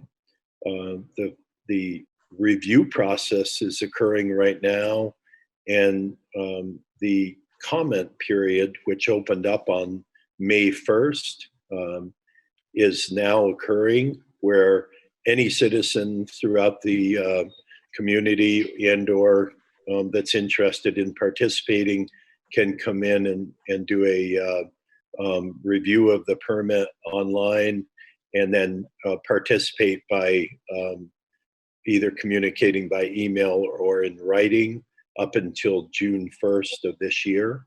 And if you, I'll show you a slide where there's information that can that you can participate in that. And so the practice and the process goes that DEC will then, once the permit, the draft permit was completed, which it has been done, there's a 180-day window for the review process, and the department then has an obligation to make a decision within 180 days. So if we can go to the next process slide. Again, I'm going to be right straightforward and tell you it's a very emotional and very difficult decision for herbicide to be used in the lake. It's been a long process. We have worked diligently since for almost a year on making sure that this product is the right product to use. This product has been used in 2019 in 4 lakes in Vermont and was used successfully. They saw almost immediate reaction from the milfoil, or deterioration of the milfoil from the herbicide. The prescribed dose units that are allowed by the EPA is 25 units, and we're proposing to use less than 3, and the state will allow up to 7 prescribed dose units. The herbicide was approved federally in 2016, and it has been used throughout the country by many different aquatic contractors that are dealing with water milfoil, aeration water milfoil. And so it's been used very successfully. And it is what we have found to be a safe and reasonable product to use in our lake, and the reason why we feel that it's a viable option for us. I'm going to be honest, it's not going to eradicate the problem. We're not going to see the problem disappear. It's going to continue to be there. We're going to have to continue to build on our programs with both DASH and with inspection to make sure that the problem doesn't continue to come into the lake. So I think the greeter program is an essential piece of this process. We're going to continue with the benthic barrier program also, because that will also keep in certain areas. The boat traffic could potentially cause distribution of the milfoil, and because it propagates so easy, we're concerned that if we don't use some benthic barriers somewhere along the boating channels, that we may find that we could have the problem continue throughout the lake forever. And so we're looking at using the barriers. The other thing too is that the state has part of this review process is that DEC, ANR, Fish and Wildlife, and Department of Health have come together to decide whether or not that this formula is right to use in Vermont lakes. And what they have found is that 40% of the water bodies can only be applied, or the chemical can only be applied to 40% of the water bodies throughout the lake at any one time.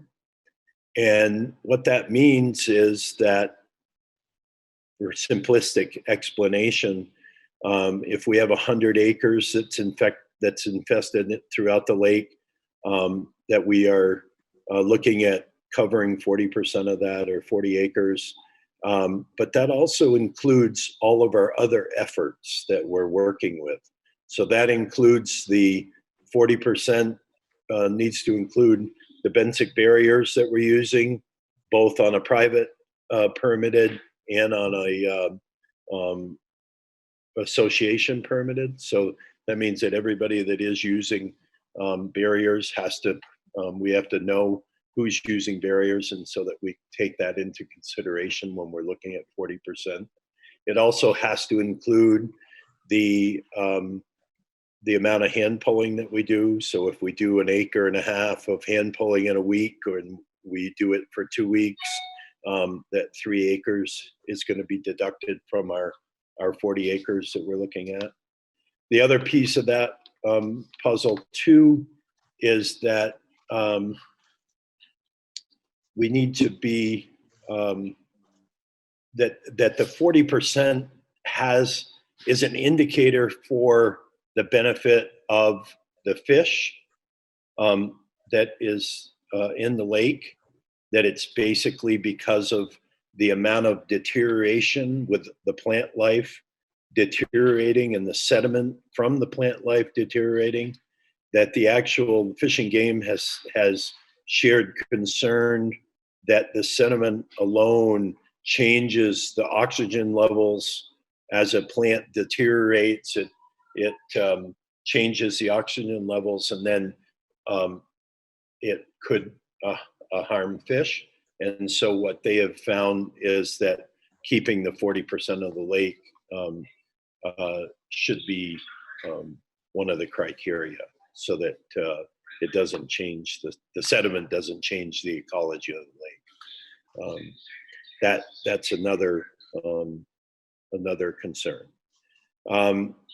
Health-wise, it's proven to not cause cancer or to cause genetic mutations or any kind of genetic damage.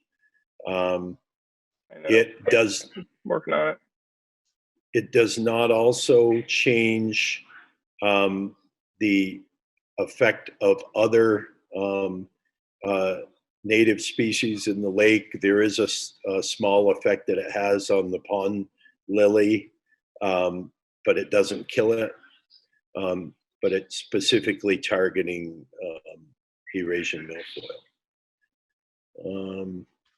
It does dissipate quickly. Its half-life is hours, and it, as opposed to other chemicals that have been proposed, that the amount of time that actually stays in the lake is significantly less than any other chemical that's been proposed.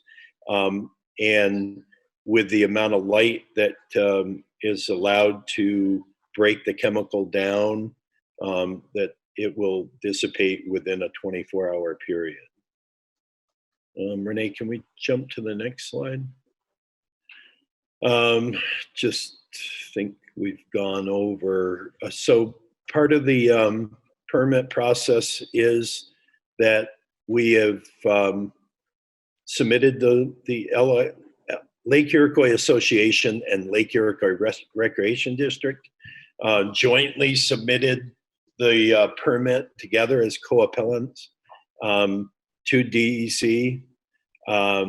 All the property owners abutting the lake and surrounding the lake and downstream of the lake, including Lake Sunset, have been notified of the submission of the permit. We sent out 220 letters to property owners throughout the community. Part of the permit process is that the permit then goes online and is available for review, both on the DEC website, but also it has been posted on the Lake Iroquois Association's website since it was submitted. We have continued to do presentations both at the select board level, and we had, of course, had a few different presentations that were tabled because of the community concern of the virus, and we weren't able to go in front of the select boards for final review. But we have met with the select boards in Hinesburg, Richmond, and Williston multiple times during this last 6 months. If the permit is granted, which it still has a lengthy process to go through and a lengthy review process, both on a public level and by the state, we then will notify again all the property owners and the recreation departments in the communities of the expected date of the treatment, which would occur on one day. We would then, the permit requirements are that we would provide drinking water for all the households that require, that take drinking water from the lake, but we've made it known that we would provide drinking water for them for, whatever necessary time frame was found. And that we would be working with the contractor, which is Solitude Lake Management out of Shrewsbury, Massachusetts, which is a nationally recognized company that works specifically all over the country on just aquatic nuisance plants and dealing with aquatic nuisance plants. And so we've been working with them for a few years building this program. We would then also be required, based on the permit, to do an additional aquatic plant survey sometime in the fall, which usually are done in September, October. And those surveys are done by the RPI Darren Institute in New York, and they come for a few days and actually count plants. And so we would continue to do the plant survey also. In this next slide, this is for this application. This is 40% of the littoral zone, and the littoral zone is a zone that is generally anywhere from 10 to 15 feet of water at the most. It's usually the shallows of the lake that are allowing the plant life to grow, and with the amount of sunlight that is required for a plant to sustain its growth. And so in this case, the black area at the north end of the beach is identified as 40% of the littoral zone of the lake that would be the area that would be treated for this first application. Could I have the next slide? This is a little hard to see because it's so small. This is a multi-year approach. We're looking at a 5-year program, if all goes as planned, where we would continue doing the suction harvesting, continue doing the barriers and the monitoring over at the access area and the inspection. We would also be, if we did use the herbicide, we're looking at about $1,300 an acre to do the treatment for the first year. And I would say that if you look at a 4 or 5 year time frame, we're looking at almost a $200,000 project for the next 5 years. We would do the way it's proposed here, and this is working with the contractor. The way it's been proposed is we would possibly do 2 treatments for the first 2 years, 1 each year for 2 years. And then the 3rd and 4th year, we would do strictly hand pulling and benzoic barriers, and then have to go in and do spot treatments, small spot treatments, the 4th and 5th year. Hopefully just the 5th year, but and spot treatments would just be dealing with small areas that could cause problems continued. If we didn't feel that we could control the infestation with hand pulling, then we would have to propose to use another herbicide treatment. So, but it would be significantly smaller than the original. Next one. So this is our new website that our past president, Pat Swazi, has worked on for months on end here. She's done an amazing job with funneling information throughout the last 6 months to our website. And if you look on the icon where it says water quality, there actually is actually down, Renee, if you could, to the at the bottom.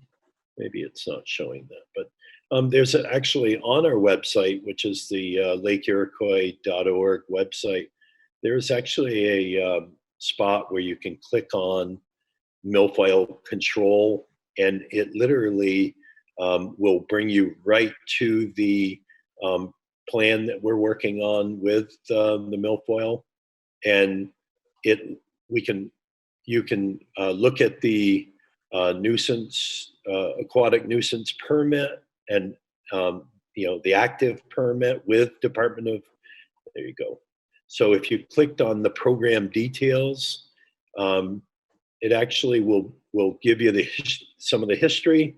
And if you keep going down below, Renee, there's PDF files where it has both the application, the letter that went to the property owners, what our plan is for both short-term and long-term plan, what the Vermont Health Department review is of ProcellaCOR, and the MSDS sheets on ProcellaCOR, and information from DEC. So it's I have to say, for those of you who have not visited the website, it's a great resource for information, and we really have worked hard to build this education program for both our lakeshore owners, but also community members, and it's a great resource. So I hope that people will take advantage of the work that's gone into it. It's a very, very good website. I think, Jeff, I've done all the talking. I'm sorry, like I usually do. Is there anything that you want to add that I missed?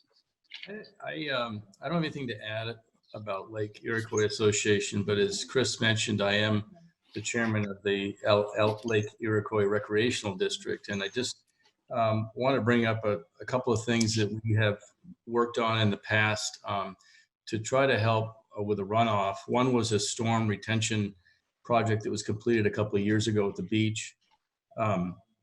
Before that was completed, we had runoff that was going across down the beach and washing sand out into the lake, which is polluting the lake. So with that project, we fixed that.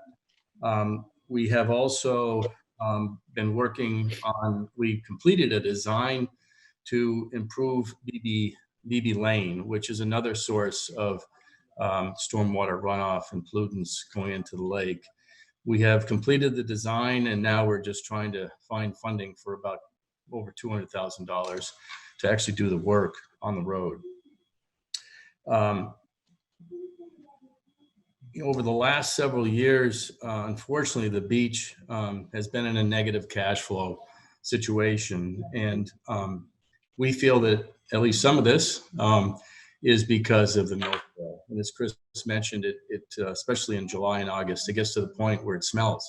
So people coming to the beach, they're trying to enjoy the beach and the water, and we have done some suction harvesting at the beach to try to keep the weeds as far as we can away from the beach. But it's a battle to try to keep it away, and so that people can enjoy the lake.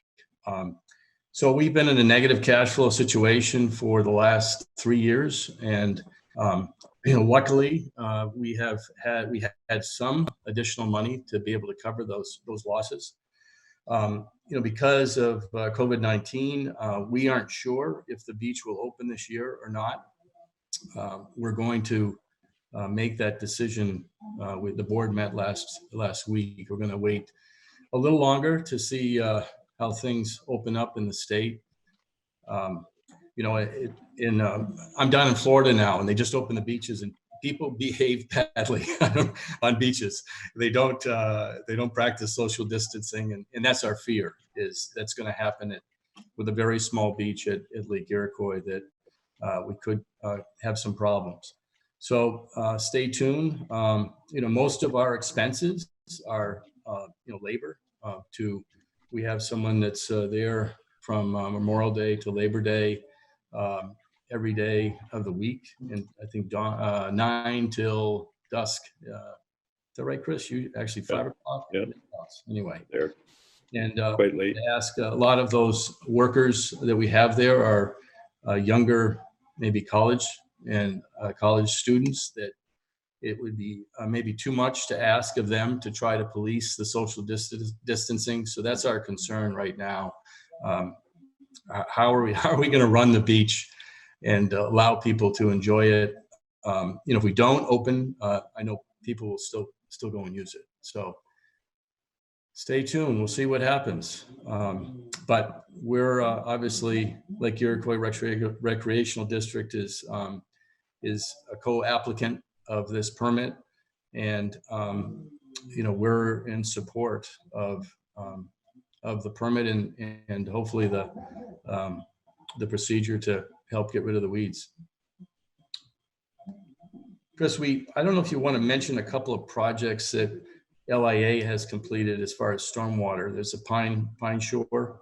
Pine Shore has, yeah, I did mention just quickly, these have been ongoing projects that we have been working on for the last 5 years with Pine Shore landowners, and also we were fortunate to have the Youth Corps participate. And so one of the issues that we're always looking at is how we can control sediment runoff from the various tributaries that go into the lake.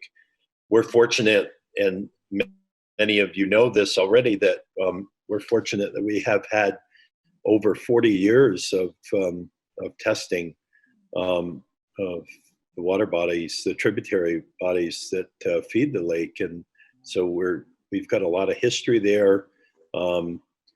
Unfortunately, there's been a big change in the funding to support those programs, and even the cost of testing each week that we do. And so that program is in a little bit in jeopardy. But we do have a lot of history there. But the tributaries that feed Lake Iroquois have had significant impacts on the lake. And so we continue to build those programs so that we can reduce, especially like in a situation with BB Lane. I would think that BB Lane, because of the public access to the beach, has probably some of the highest traffic areas. And to be honest, is probably one of the worst roads because of the way that it's being handled. And so we're trying to look at the environmental impacts of that. So that's been the important project that we've been working on for the last 2 years, with the town of Williston actually is working with us, with LARD also. So questions? I lost Phil. Yeah. I'm kind of coming in and out a little bit. Yeah. So there's a lot of people who want to talk. First of all, Chris, thanks for the update.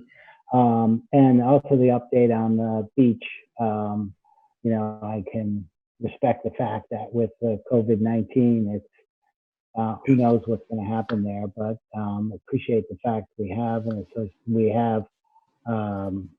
the organization that's looking at it and going to come up with a good decision. And so just to reiterate, Chris, the reason you're here really is just to give us an update on where you are. And there's no decision associated with this for the board at this point. We did vote to put funds forward, I think $12,500. Those were approved at our annual town meeting. Is this outreach part of your outreach in your permit for the herbicide, or are there other things required? Well, there's an outreach program that we've been working on since last fall, working through this program so that we could just keep people, abreast of what's going on. Our original intention, Renee and I spoke, and we met with you guys back in January, and then we were going to meet in February, and then we were going to meet in March, and then we were going to meet in April. So, we've been working to try to, I think the last select board meeting I did was on March 7th, which was the Williston one. And that's when things started to change dramatically for meetings. And so, we really have felt that tonight's was important, so that we could just share more information. one of the things that you're going to find as part of the public outreach program with the state is that the state is going to do like they did before and have make a decision to have a public forum where we will have this same discussion with multiple communities and the state being a participant. And the state is, this whole process this whole herbicide aquatic nuisance permit process has made considerable changes with the DEC and a whole redesign of the process occurred during the last 2 years. And so I'm going to really be upfront and say, yeah, I expect this entire process to come in front of you again in a public forum setting, just like we did before, where there was 100 people sitting talking about the program. And it'll include DEC, it'll include people from Vermont Lakes and Ponds. It's going to probably include Department of Health. It's a outreach program that is monitored or moderated by the state of Vermont. It's not something that LIA does. It'll be part of the permit process if they feel that it's worthy, and I expect it to occur. And I don't see that there's going to be a change in that. So I welcome it. It's part of the democracy, and I welcome the public participation. This is a very emotional and very difficult decision to make. I'm not saying that every one of us is right or wrong, but that's part of democracy, and being able to filter out all of the concerns and all of the questions and answers, and I welcome that. So. Okay. So just to be, go ahead. All right. I'm not sure that was, but I have a question. Do 1 second. So just to be clear, this approval process through the state does not come through our select board. I mean, our select board could weigh in on an opinion, but there's no real approval process by the select board to, as part of this. This is the state who would actually control that. So I'll open it up to the board members first. If you have questions for Chris. Yeah, I have one. This is Jeff. Jeff French. There's two of Jeffs on the board now. I got used to that. Sorry, Jeff. So I understand that, we're gonna, you guys, if the permit goes through, you'll be applying this on the lake. And it looks like you do it in 40% chunks. And you can't. So I guess my thing is this project that you stated would be about $200,000. When done, will apply 80% of the lake.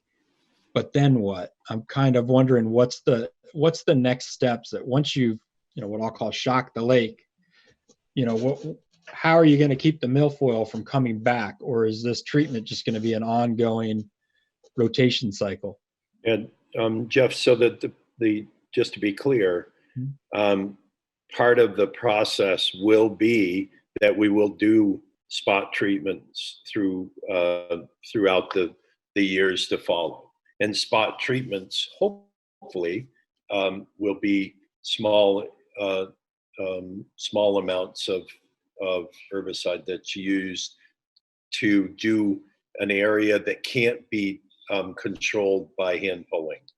But the intention is that once the water body has been brought back under control with the herbicide, that we'd be able to navigate that process to be able to identify small areas that could be controlled by hand pulling.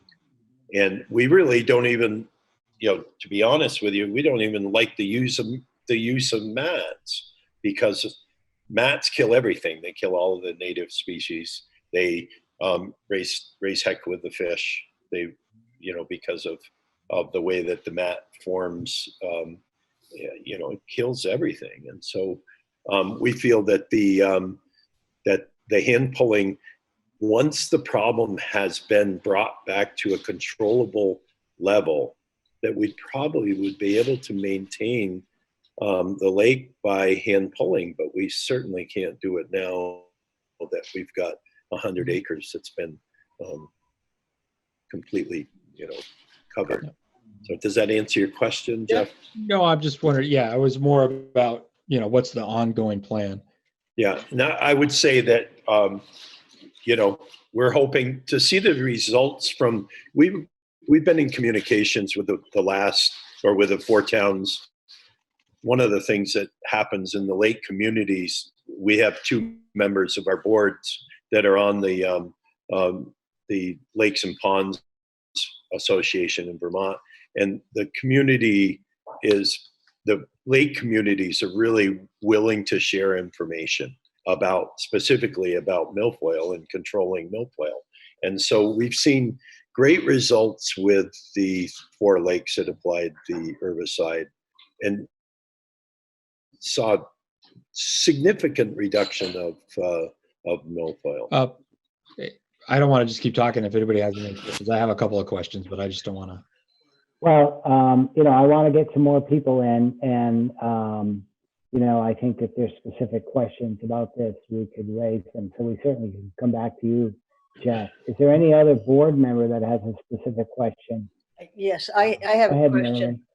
So I appreciate all the research you've done, and I really appreciate, Chris, your balanced, steady presentation and realizing how difficult an issue this is, and acknowledging how emotional it is. I think it's really helpful that it is. You've done Thanks, Marilee. It is very emotional.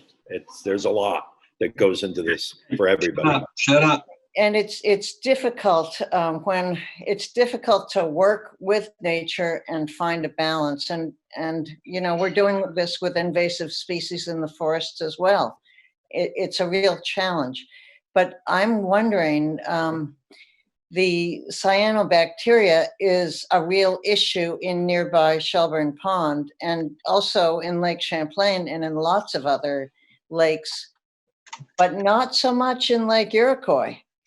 And I wonder if there's any relationship between the milfoil and the cyanobacteria. And I wonder if you've heard from other people, if the milfoil is reduced, does the cyanobacteria come in, seen an empty house and happy to fill it?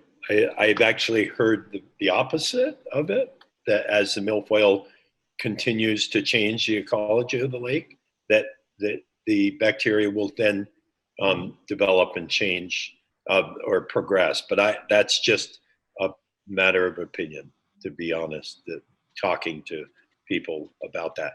We have a good group of people in Lake Iroquois that watch out for the bacteria, and we're very fortunate to have a real clean lake at that point with that.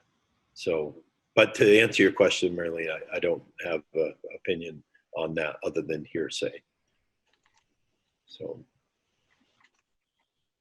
I can definitely appreciate your raising a concern, and we can look into it. I think that that's a valid concern that we need to be aware of and be concerned about. So thank you for suggesting it. Yes, Jeff. Mike Loner. Well, go ahead, Mike. Yep. Yeah, I guess I'm wondering if the state does turn down the permit, what is plan B for, obviously it's been very difficult to control the milfoil to this point, but really what's plan B going to be? Are you all working on more aggressive hand pulling or whatever it might be to help get the lake back? Yeah, Mike, to be honest with you, after working with the 2 contractors that we've been working with, or 3, including Darien Freshwater Institute, our when we really look at our toolbox and look at what options we have, we feel that the only options that we have, we've done the weevils. We tried that years ago, and the weevils didn't work. But the only options that we do have at this point, other than herbicide, and I look outside the box of herbicides, is the hand pulling and the mats. So we'll continue to do that. I don't see. We've already scheduled Aquatics to come into the lake for 2 weeks this summer in August, like we have in the past few summers. It's $12,000–$15,000. I don't think any one of us has any problem with spending that money if it can be effective. And the same with the mats. Making sure. The problem with the mats is you have to they're permitted, and so you have to put them in at a certain date or after a certain date, and it's all based on fish spawning and various effective protection of the lake. And so the benthic barriers have to come out at a certain time. And so that window last year was fairly small because the permit wasn't, our permit wasn't issued for the benthic barriers until late. And so, there's a lot of different things that we have to look at, but we definitely are not going to give up on the two tools that we have that are being effective. Thank you. Anyone else? Yeah. Yes? Chris, Yeah, I have a question. I have a question about what happens to the 40 acres of Eurasian milfoil that is killed off. Where does that go? In the natural setting of any kind of plant life, as it deteriorates, it settles and becomes part of the bottom. Unlike there was, I think it was Elizabeth that had shared with us back a few months ago about it doesn't float to the top. Some may come to the top, but as a plant deteriorates, it actually settles into the bottom and becomes part of the sediment and the base of the lake. The rotting species actually settles, and the soil actually settles. The people who treated the Leverett Pond. Excuse me. We'll recognize people as they're recognized. We got 36 people on here. We can't just speak. So go ahead, keep going, Chris, and then we'll recognize others.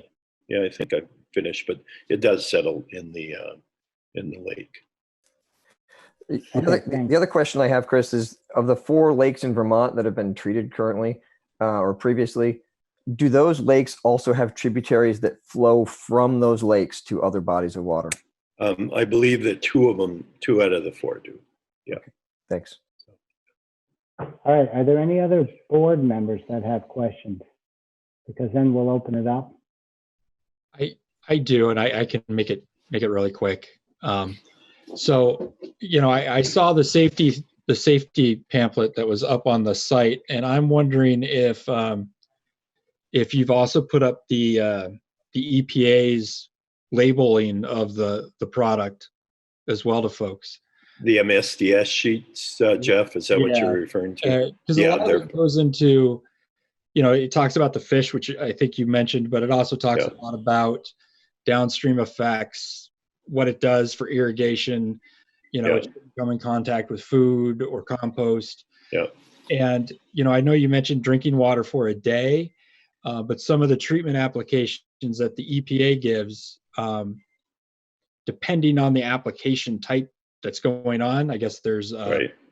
But it can go up to 14 plus days before it's completely gone. So I just want to make sure, we've got some of that, because it has a lot of warnings about drifting and going downstream, and I just want to make sure that's known and reviewed, because I don't see any of that in the safety sheet that the corporation put up there.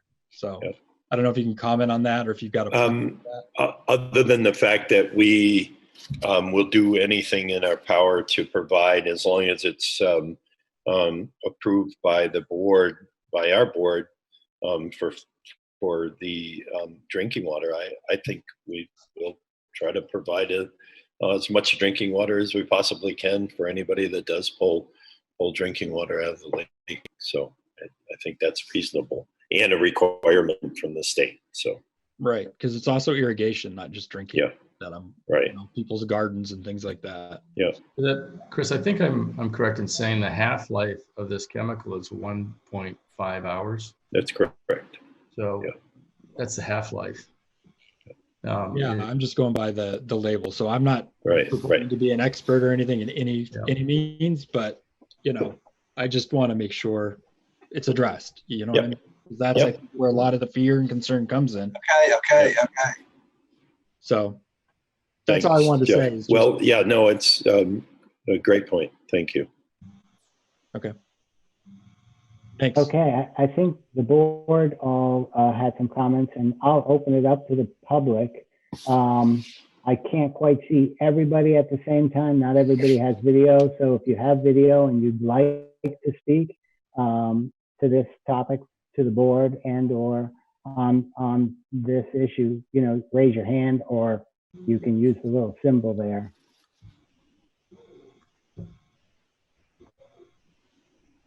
Go ahead. It says Kathleen Bruce. It's not Kathleen Bruce. James Bruce. Yeah. Retired chemist. A couple questions. One on comment on half-life. That just means that the species, the pesticide herbicide we're talking about has a half-life. It doesn't tell you what the byproducts are that it goes to.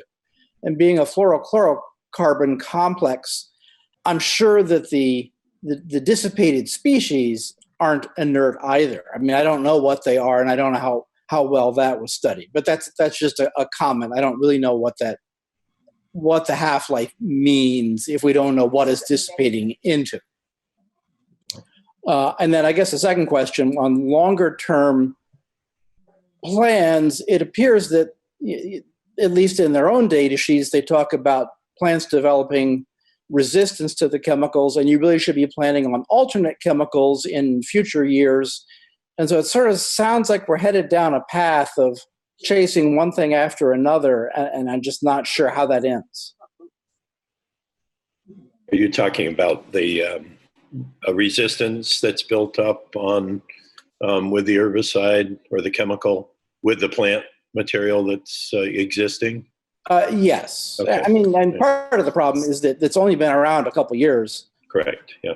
And so I don't know how thorough the safety data is, and I'd be a little reluctant to say there's no cancer and genetic concerns after something's been in use for 2 or 3 years. It just seems, I guess, a short time to have that kind of testing be complete.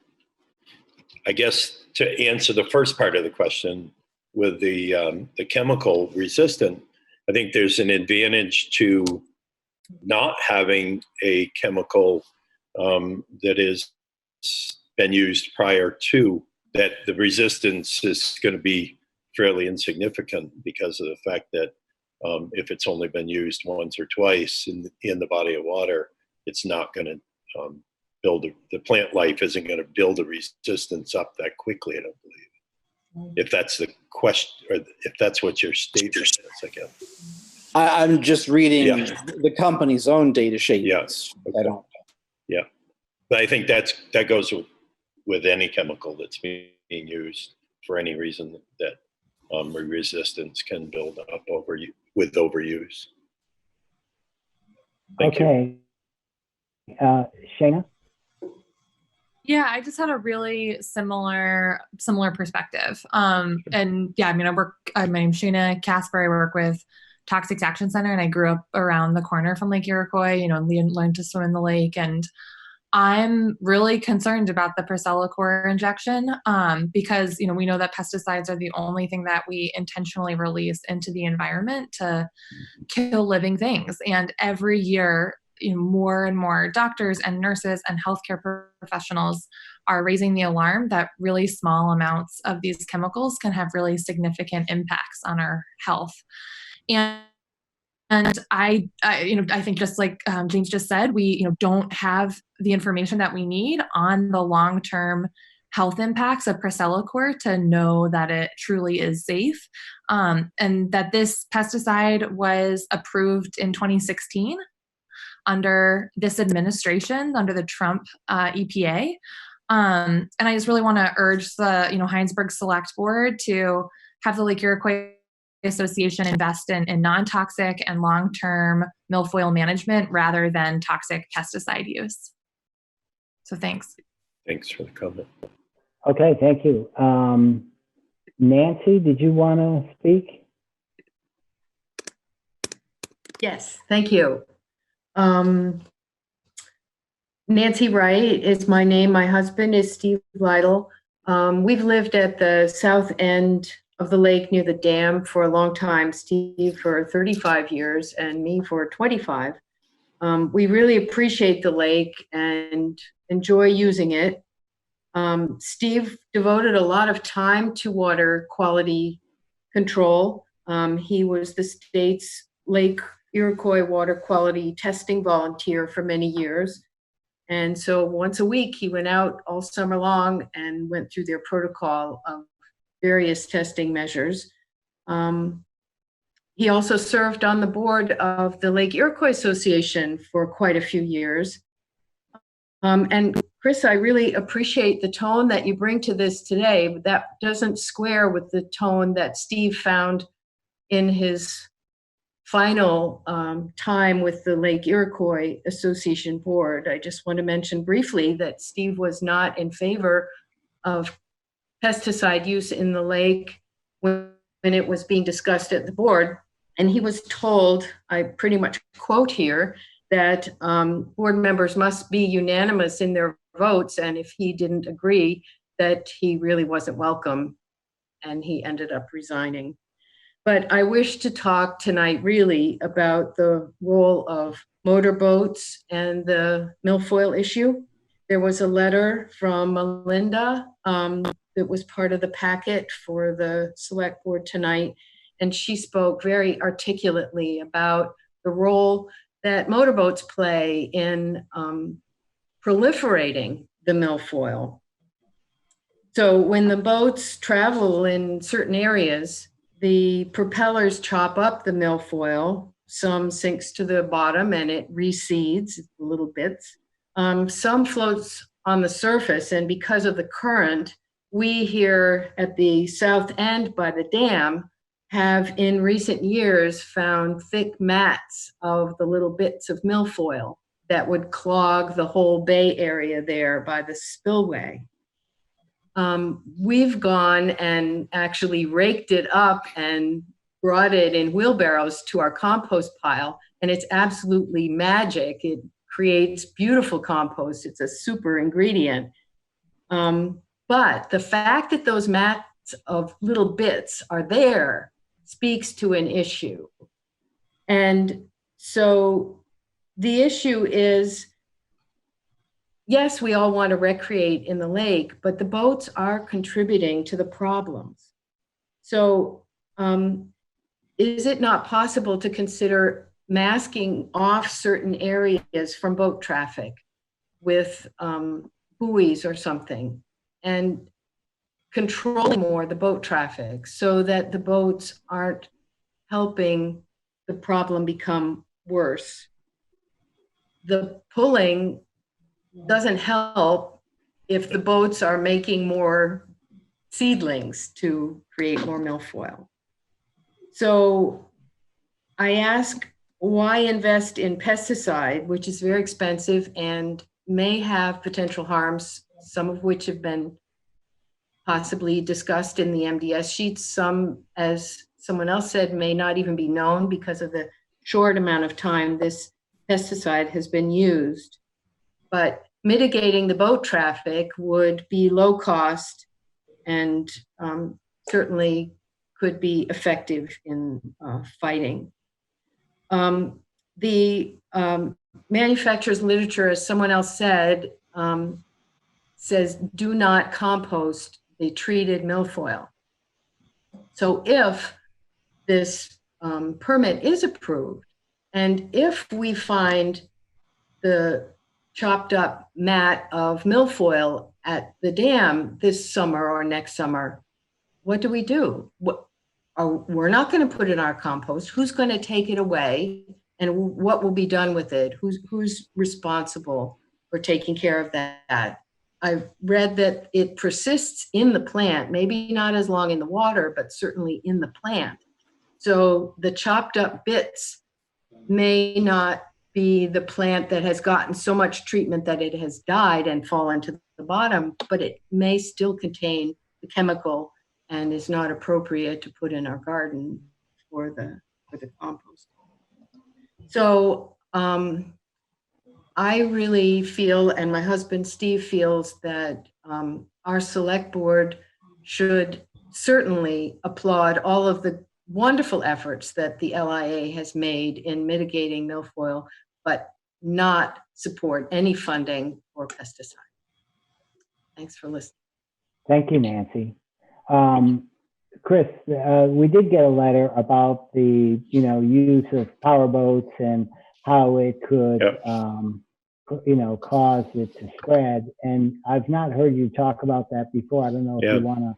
Well, first and most important thing is I need to recognize, and Steve, Steve has an amazing amount of respect on still remaining on the board, and I didn't have a chance to work with Steve the way that the other board members have had, and we really miss him on the board, and I have a huge amount of respect for him because of his efforts that he shared, and yours as the family on the lake. So that's number one. As far as the boat traffic is concerned, there's no question that the propagation of the milfoil as any water vessel goes through it does, and when I use the word propagation, it doesn't self-seed, it actually will float, drop into the sediment in the bottom of the lake and start growing. That's the worst part about the milfoil, is that it does propagate so easily, and that's why we have such a significant problem. One of the things that we've done, we have created a channel at the access area. The channel is very, very narrow. We try to keep people from going into the worst part of the milfoil areas that's so bad. I'll be honest with you, and I don't think that the state's going to allow us to segregate those areas, but it's something that we have looked into. But there's as much of a concern just with any vessel rowing through or churning it up, small, even electric motors, bass fishermen, and so on and so forth. So it is a problem, and there's no question, Nancy, that that is a very, very valid concern. Chris, one thing we have done on the lake, though, is, and it dovetails with safety, and that is we've installed buoys 200 feet offshore, because we had an accident on the lake with a boat going too fast, too close to the shore, and actually hit a swimmer. Most of the milfoil, I'll say most of it, from shoreline out to 200 feet is really the band around the lake, and so the boats are forced to be in most cases, other than the boat launch, be outside of that milfoil band around the lake. And I think that, I'm on the lake also, and I don't know what it is. Everyone, and I think high winds. I think winds sometimes grabs milfoil and tears it away, and then I think people are out hand pulling, and they're creating fragments. I don't think it's just boats. I think that we're all probably contributing to trying to clear up our lakefront property by pulling weeds. Even the suction harvesting, they're trying to grab every fragment, but they don't get it all. So it's very difficult to capture every little piece of milfoil that gets dislodged by hand pulling, by boats, by rowboats, canoes, even stand-up paddle boards. You're pulling it, the skeg grabs weeds, and I do that once in a while, and I have to stop and pull the weeds off of the skeg on the board. So it all contributes to tearing the milfoil and spreading fragments on the lake. Thanks, Joe. Okay, we'll keep moving. If anybody else has a comment to make, I'm just sort of looking through. Meg, did you want to say something? Yes, hi. Hi, Meg. I'm Meg Handler. I live on Lake Iroquois. I was also a member of the Lake Iroquois Association Board for many, many years until at the same time as Steve Lytle, I expressed a preference for not using herbicide in the lake. And I too was asked to leave the board of the Lake Iroquois Association. The Lake Iroquois Association is painting what I would call a very dreary and depressing view of Lake Iroquois. And I just don't share that experience of Lake Iroquois. I look out and I see eagles, osprey, heron, kingfishers. We have loons that have taken up residence on the lake only in the last, I don't know, maybe 5 years. First one, then a second. We have a successful mating pair. They produced 2 offspring, and now all 4 have come back to the lake this year. So when I look out on the lake, I see a thriving, beautiful, natural community that's, in my view, doing better and better. When I go out in a kayak, I see large numbers of turtles. I see a lot of amphibians. And obviously, it's a thriving fish population because it's supporting all of those fish-eating birds on the lake. So right now, I think the lake is adapting to the presence of milfoil. When the Lake Iroquois Association says that if we don't stop it, it's going to clog the whole lake and the lake will fail, I don't know what that means, because milfoil only grows in the littoral region of the lake, and it's basically present in that area already in most parts of the lake. So it's not going to spread beyond its own habitat, which is that certain shallow region around the edge of the lake. I'm concerned about introducing herbicide into this thriving natural community. ProcellaCOR is a brand new chemical. It was approved by the current administration, EPA, under a system of expedited review, which means that only a very small number of tests were done. It was all industry-sponsored testing, and EPA chose to rely on industry testing alone. So there is very little information about this chemical, and it's only been in use for 2 years in any lakes anywhere. I've done a lot of reading about herbicides, and my main concern is destabilization of the natural ecology of the lake. Right now, it has achieved a balance. It's obviously not ideal. We all would prefer if there were not invasive species in the lake, and I wholeheartedly support non-chemical ways of trying to deal with invasive species. But I am very concerned that if you introduce herbicides, there will be unintended consequences.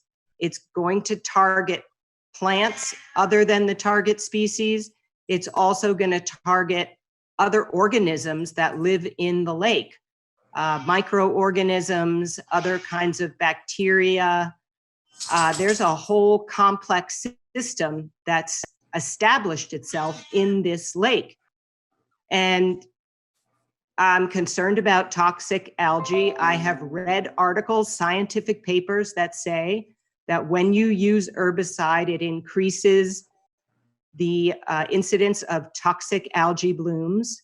So I think that's a real concern. I think the Lake Iroquois Association is assuming a very positive outcome to use of this herbicide, but the potential exists for things to get worse, not better. we have virtually no toxic algae blooms right now. And I would be very upset to see that change. Milfoil is definitely a nuisance weed. Toxic algae is dangerous. So I am urging the Hinesburg Selectboard to please take this under advisement and think carefully before we start down this road of chemical intervention, because it's a road that's going to have to continue, or we're just throwing all that money away. If you start down the herbicide path and then you stop, the milfoil will come back. So what we are embarking on is a new form of maintenance at the lake. And I think there is the potential that that could make things worse rather than better. So please take this under advisement. Please think carefully about what path we want to follow. And I think we need non-chemical, non-toxic, invasive control moving forward. Thank you. Thank you, Meg. We have another comment. And I'm not sure who it is. P. Mead, you had your hand up. Would you like to comment?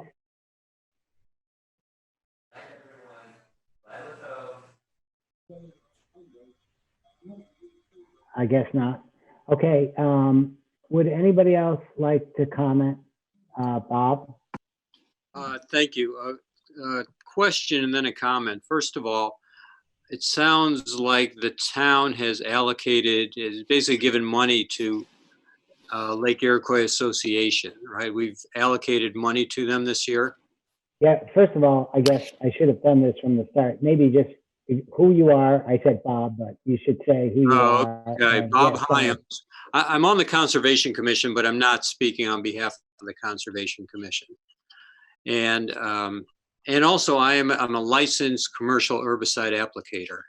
So I do have some, I do have a take on this, but first of all, I just want to understand that. So have we already allocated money to Lake Iroquois Association? We have over the last few years, at least 4 or 5 years, they've come to us asking for town funds for an associated number of things. This last year, I think they asked for, I'm going to say 20, we gave, I think 12,000, I think we gave them 7,500 during our budget process. There was some discussion. This issue came up they told us, well, we don't know exactly whether we're going to go for this or not, but they could, but that their funds have in the past been used for the breeding program, the mats and things like that. So the board approved that, and that was presented to the town at the annual meeting, and it was passed as part of that budget. So right now, the Lake Association has $7,500 of town money to use in their program, their programs. And does the does the Lake Iroquois Association anticipate coming to the town and asking for more money if they decide to go ahead and if they get permitted and decide to go ahead with a ProcellaCOR treatment? Is that a question for me, Bob? Sure. I think Yeah, so, yeah. This has been ongoing, multifaceted approach that we've been dealing with for a number of years. And so I suspect that we will be continuing to build a program that involves our greeter program, our hand pulling dash program, our mat program. So it's everything from dealing with any kind of sediment and runoff program to reduce phosphate in the lake. And, so we're using these funds for various reasons. It's not specifically targeting. When we originally came in front of the town, in front of Hinesburg, 2 years ago for the milfoil mitigation for a herbicide application and asked for $30,000 to be used specifically for milfoil. Yes, that was targeted for milfoil, and we didn't use that money because the permit was denied. And so, to be honest, it's a community that we live in. We're working with Richmond, Hinesburg, and Williston when we're working on our programs. And so we use match money from both our Lake Iroquois membership and landowners and the municipalities to build our programs. And so we're always, this is an ongoing effort. And so to deal with both every one of our programs, yes, we'll be. Well, thank you, Chris. So I think before the town, I don't know if Lake Iroquois Association is going to come to the town for a specific allocation for the program. But before we commit money to it, I think we really need to focus on the idea that, a successful mitigation program addresses the underlying causes of an infestation and not just the absence or presence of that invasive species. So I have ideas of what the underlying conditions are, but really I hope that the state, I guess I implore the town to make sure the state addresses these issues too, because otherwise we get into a situation, I think, where other people have mentioned, technically it's technically referred to as chemical mowing, where you're not really restoring the lake, but what you're doing is it's like mowing a field. In this case, you're mowing the lake with chemicals. And as with any kind of mowing, we know that we're gonna have to keep mowing again. So I think we really need to focus on the underlying conditions that have resulted in this milfoil infestation before we start throwing money at it. And once again, it's a complicated problem. And I respect the work that you guys are putting into it. I'm not saying that it shouldn't be done, but let's make sure we're addressing the real. We've as part of the working with the Conservation Commission in Hinesburg and the other 3 communities, I wish that we could deal with invasive species like in our forests and in our various land masses, where we could go in and hand pull by dealing with invasive species that way. We can't do that with an aquatic nuisance because of the water, and that's a tough situation. I wish we could get together 1,000 people and hand pull, but we can't do that. Well, I could tell you, I could take you to some forest understories where you can't hand pull either, but still. Sure, I'm sure. And we do it, and we apply herbicide, but really we need to do it with the mindset that we are also addressing the underlying conditions. Absolutely. Otherwise, we will be back in the woods again applying more herbicide. Okay, thanks. Thank you. I'll just a clarification, only maybe for my own benefit. Chris, you're right. A couple of years ago, the Lake Erie Association came looking for $30,000 to be used for an herbicide application program that the association was hoping to do. I know I was reluctant to move forward that way. I think the rest of the board was too. So we ended up making that a separate warned item to the town for our annual meeting. And so it wasn't in the budget we presented, but we presented that warned item. And the warned item actually passed. And in my opinion, and I said this before, I was quite surprised it passed, but it did pass. And since then, we've approved, your permit back then wasn't approved, and we've, the last 2 years, approved funds for programs that you're doing. And in this year, that $7,500, is approved to be used by you. Various So, projects. But various Phil, Right. Phil, as hold on, hold on. Who is that, Mary Lee? yes, Go ahead. as I recall, they first asked for a larger amount. Yeah. I can't quite remember what it was, 25, 30. 15,000. 15, thank you, Yeah. thank you. And actually, Renee, you might be able to answer this, and I might be totally off base here. That when we came back in front of you and asked, to confirm the dollars that we were asking for, this is for fiscal year 21, if I'm not mistaken, Phil, correct? Right. That we actually asked for 70, or we ended up agreeing at 7,500, and did the vote get reduced to 5,000? No, we, as So I recall, was 7,500? we passed the 7,500. Okay, great. Yeah. We were reluctant to pass the 15. Right. Yeah. Which we all agreed. I agreed with everybody that I respected that. We all, had that clear. Chris, I think you're right. I mean, there was some discussion about whether we wanted to approve that amount for a number of reasons. And then you guys came back and said, let's reduce it. Yep. And we approved that at that time. Okay, so there's a couple more people we want to go through, and some people are yawning. I can see you yawning. P. Mead, did you want to? Yes, I'm back, Phil. Okay. My name is Peter Mead.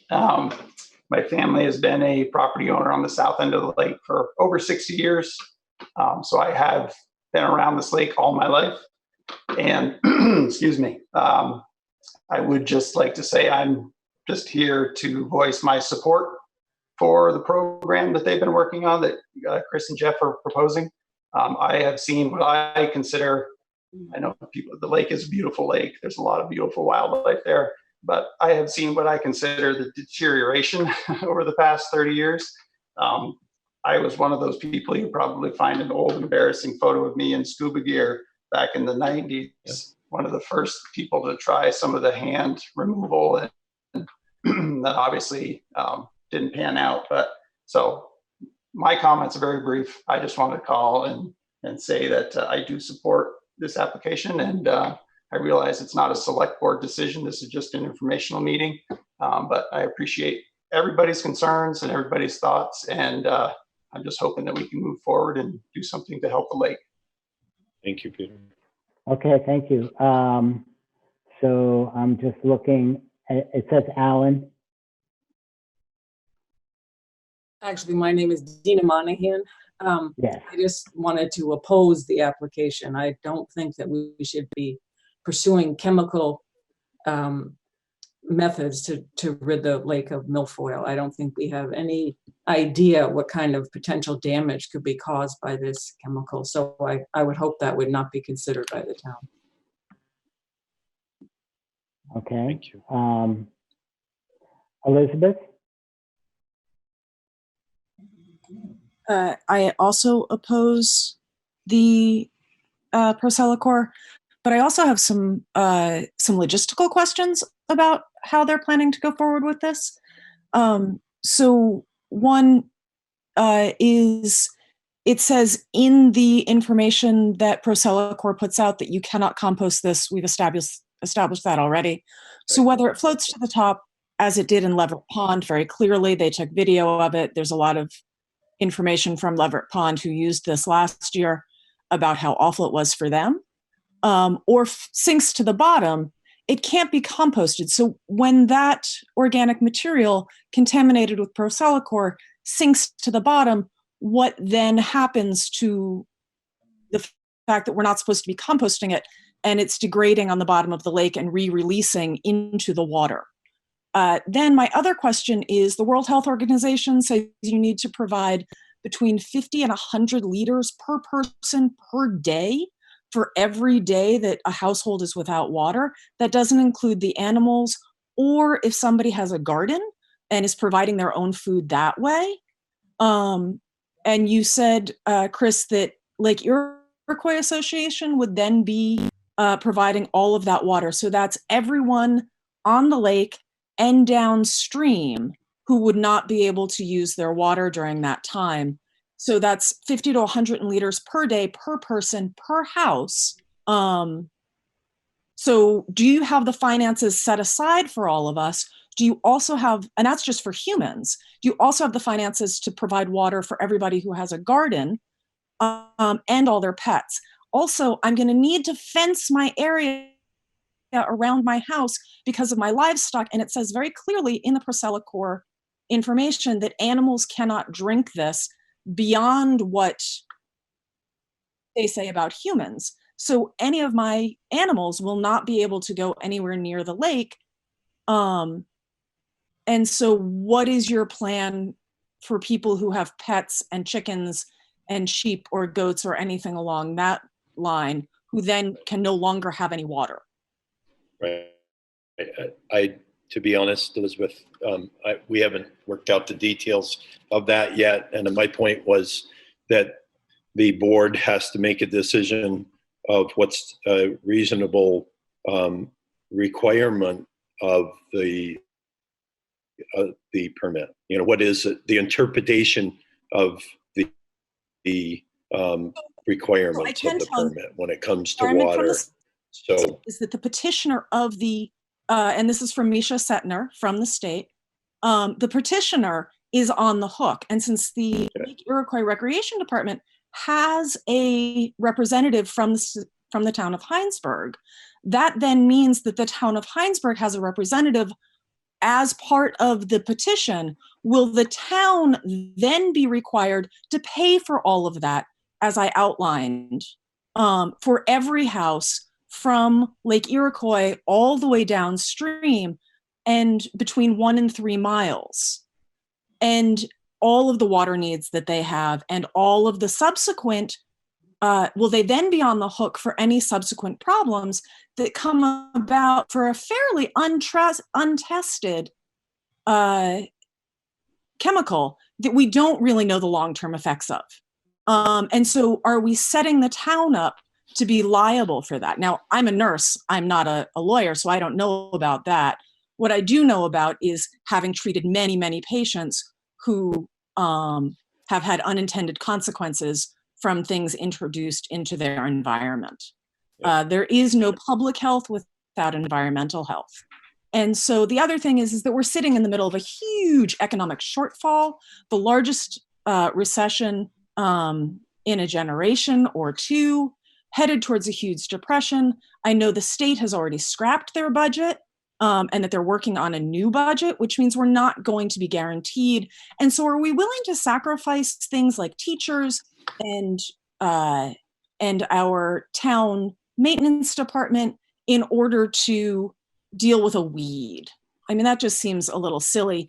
Or are we willing to sacrifice people who own homes in this area throughout the entire town and increase their property taxes to cover all of this added expenses, which you haven't planned for yet? You just said you haven't worked out all of the details. And so if I can sit here in a 2-hour meeting and come up with all of these questions, one would have thought that you've talked about 4 months you've been trying to get in front of the board. And in 4 months, you haven't come up with a plan? The last time I was in a meeting with you, you also didn't have a plan. And we talked about it then. And Tom Ayers, who's not even on the board anymore, told you to come back with more details. And the details we have the details worked out. We don't have the water details worked out yet. It's I'm not gonna issue. Okay. Okay. Thank you, Elizabeth. Thanks for your comments. Does anybody else have a comment? And it's hard for me to sometimes see, but I don't see any hands. Kate, did you want to say something?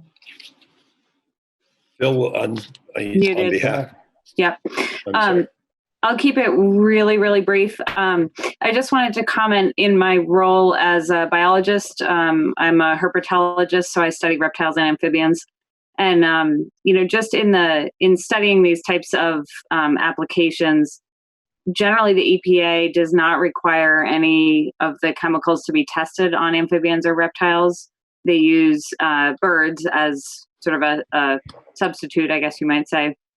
I would argue, I guess, that the substitution of birds for, say, a bullfrog tadpole that lives in the water for 2 or 3 years before it metamorphoses into a subadult, or for a snapping turtle that spends its most of its days underwater, is not really a good substitute. So I have my concerns about sort of the our knowledge, I guess, about the use of these herbicides. I think that the lack of knowledge is a little concerning to me. I plan to submit some comments on the aquatic nuisance control permit to that effect after doing a little more research, but just wanted to state my concerns here as well. Sure. Thank you, Kate. Yeah, thanks. Okay, thanks. So I think we're getting there anyways, and I'll just sort of make a comment, and obviously the board can speak too. I'm not speaking for the board. So this, the herbicide permit process is, while I knew it was out there sort of bubbling, I didn't realize the process had started and now is moving down the road. I think that, considering that it is Hinesburg that's a piece of this, while the select board can't, we don't have a say as to whether they get a permit or not, I think we could speak as a board and give a recommendation one way or another as a public comment to the permit.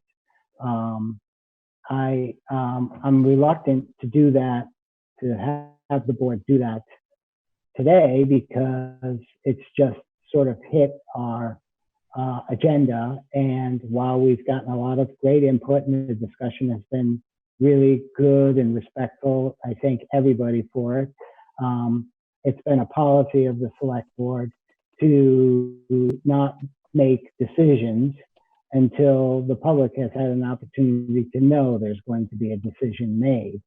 And I think it would be unfair to the public for us to, weigh in one way or the other without people knowing that we're going to. The agenda item was just a presentation. There was no decision expected.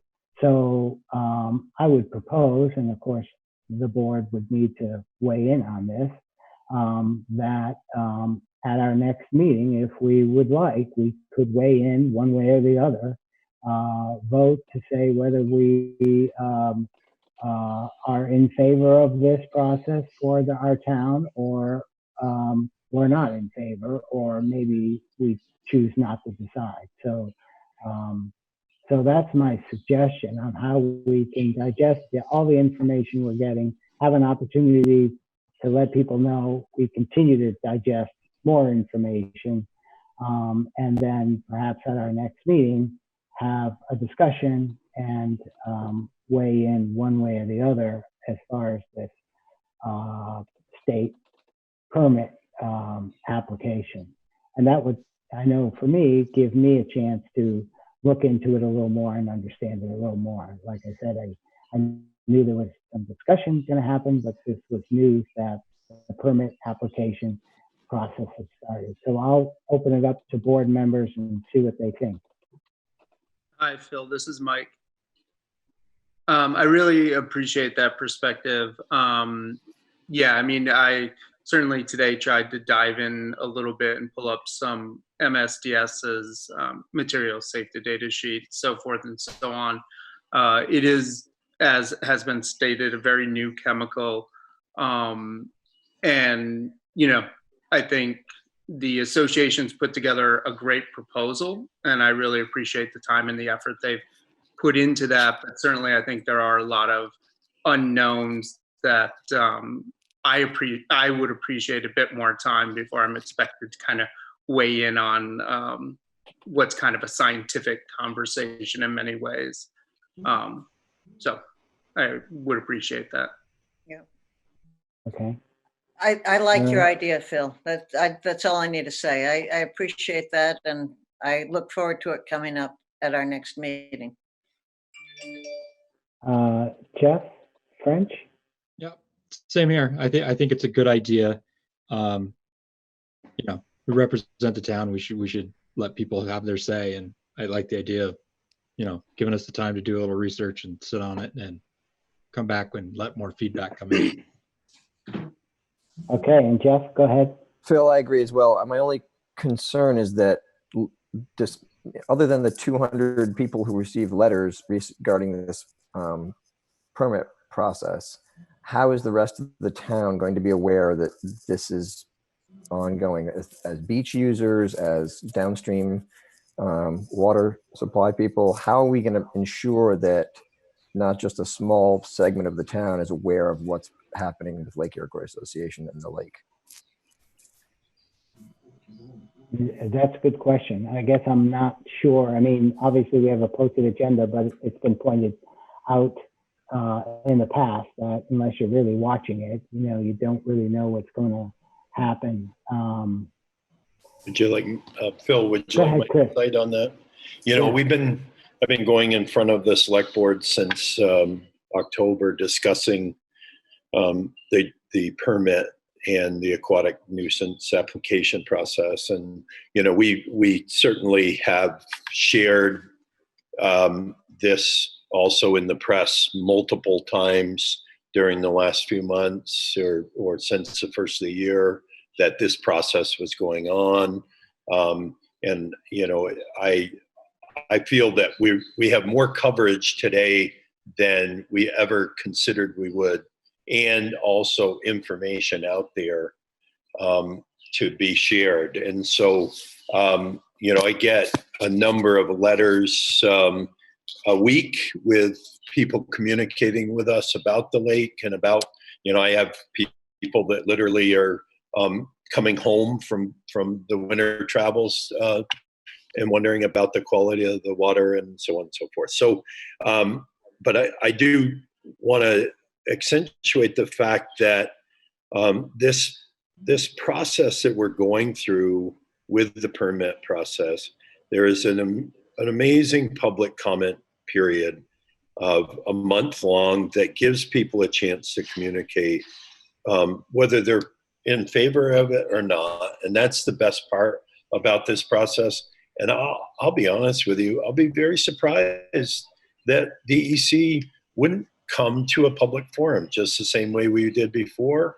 And I guess that's democracy and how it works the best. And I think that we look forward to that discussion and to see what people's feelings are about this. And so I really think that the public process, public comment period goes on until the 1st of June, prior to the interpretation of whether there's a need for a public forum. So I welcome people to participate. If you don't have the information in front of you, go to the Lake Iroquois .org website, and there's a place that you can send the information in and be able to share your comments. So I do welcome that. And I so appreciate the fact that we're able to have these discussions, as I have for the last X amount of months. So what if we use Front Porch Forum just to let people know that this permit is in process and there's a public comment period? Yeah, there has been comments on Front Porch Forum about it also. And we've been sending out Facebook postings and Instagram postings on the Lake Iroquois sites. So we've been sharing it that way too. And I didn't do it last time because I wasn't at the meeting, but I had said I'd like to write up highlights after the select board meeting and post them on Front Porch Forum. So Jeff, that could be a way to make the public aware of this in that context. Great. Thanks, Marilee. We've had, I think, if I'm not mistaken, each community has had Front Porch Forum postings about the permit process. Marilee, I think your idea is a good one. And it's something I don't usually do. I don't usually say, oh, here's what I'm thinking beforehand. But I think it's appropriate that people sort of know maybe what I'm thinking, so that if in the next couple of weeks they want to counter that and bring up a different argument, then you know, they can, rather than you know, I hold my opinion until the very last second and then throw it out there. You know, I've never really been an advocate for the herbicides, and I think it was brought up that I think the plants just adapt, and you see that in nature, and so I could put my environmental hat aside, and I have a degree in environmental science, and so if I put that aside, I would say it's not a good approach for the town as far as monetary reasons, that you know, there would be really no end in sight, and so for that reason, I lean against it. And then there are the environmental reasons. I think, you know, good connection with some entomologists, and any pesticide you put on bugs, the bugs adapt, and you have to come up with something new and greater, and it just doesn't work very well, unfortunately. So that's just where I am, just to be honest. You know, and I'll try to have an open mind as I can as I hear more information.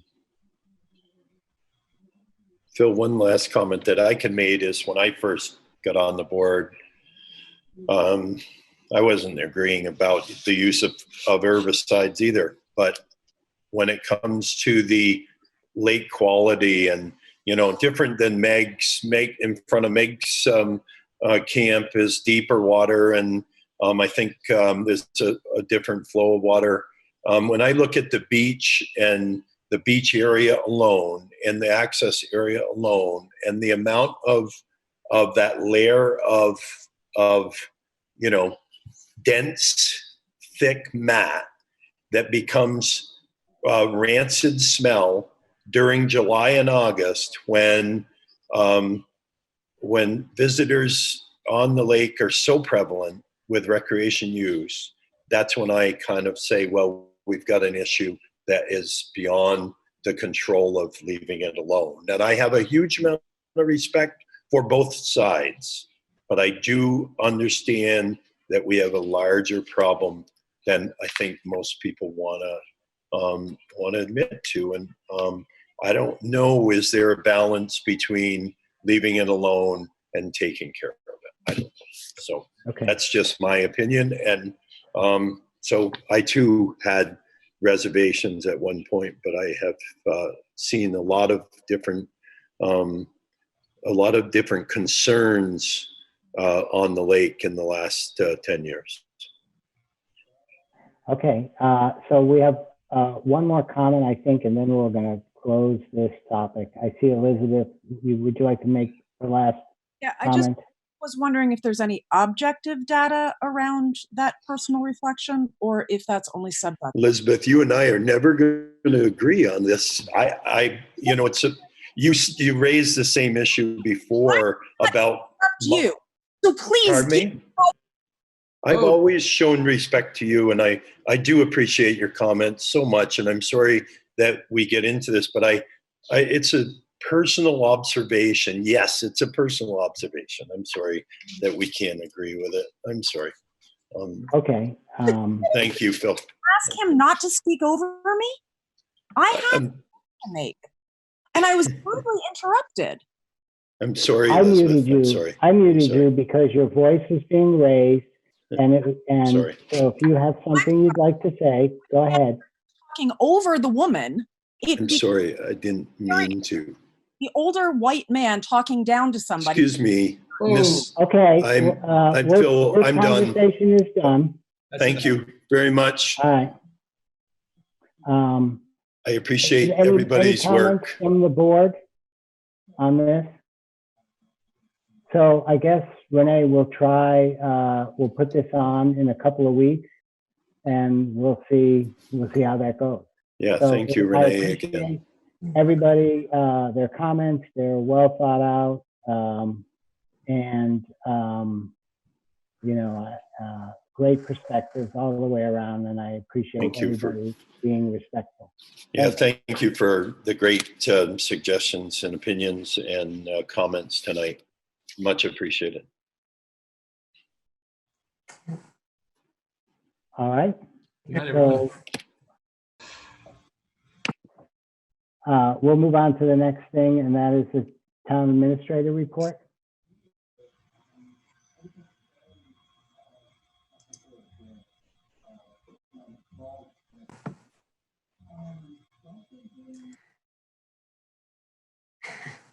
Go ahead. So I guess I'll let everybody, if they have questions, I don't want to add more time to the meeting that's necessary, but if you had any questions about the things that some of the items that I put in there. Okay.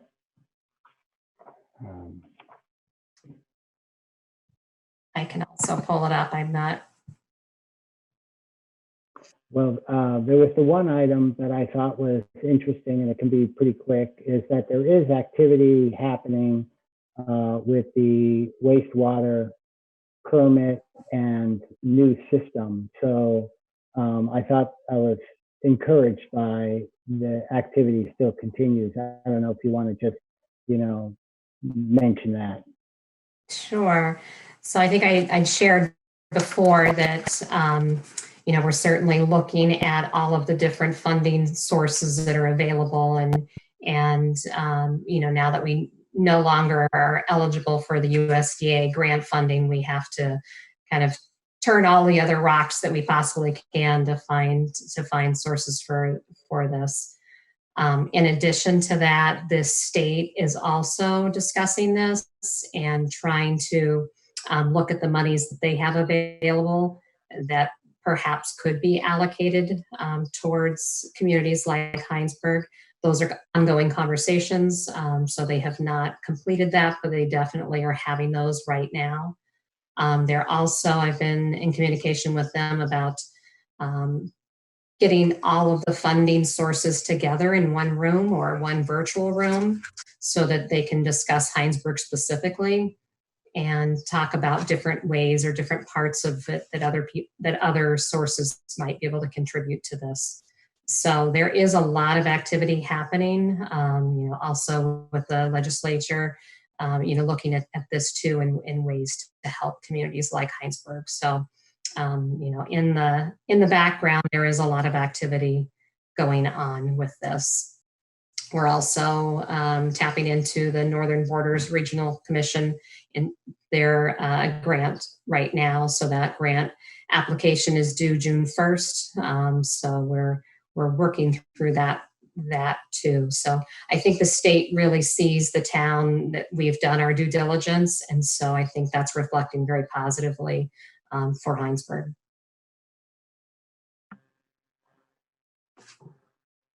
That's great. I'm glad to hear that activity is happening in the background, because we do have this potential bond vote coming up in November, which is a big deal. So, and big costs, and with everything going on, it's a huge concern of mine. Absolutely. And so that's one of the things I communicated with the state, that, before all of this was a significant problem and a really unsustainable cost to a town our size and with such a small user base. But now during this time, with all of the implications of the COVID-19 and the financial implications that are a long time to come, it's even far more unsustainable for a community like us. So they recognize that, and they are all of the activity that they were doing prior to, they know that it's even more important now. Okay, Marilee. So you listed the Village North sidewalk. Is that done now? Is that complete? I would like to say yes, Marilee. That would be the answer I'd really like to give. So it's done. It's, you can walk on it and everything. There are steps that the state required of the contractor and things that they have to show, because there's federal dollars that are tied into that grant. And so there's a lot of different steps and pieces that are needed.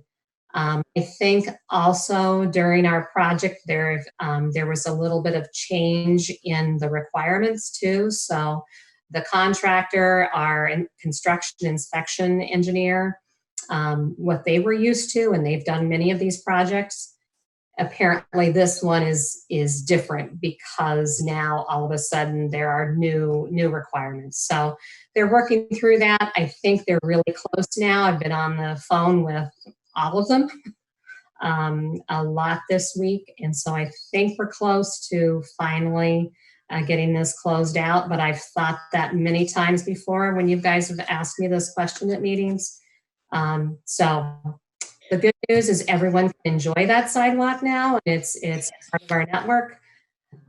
The bad news is this has still not been able to be put on the shelf and being, check the box that it's complete. So unfortunately, the amount of time that this is continuing to take, our construction inspection engineer has to stay a part of the project, so those costs increase.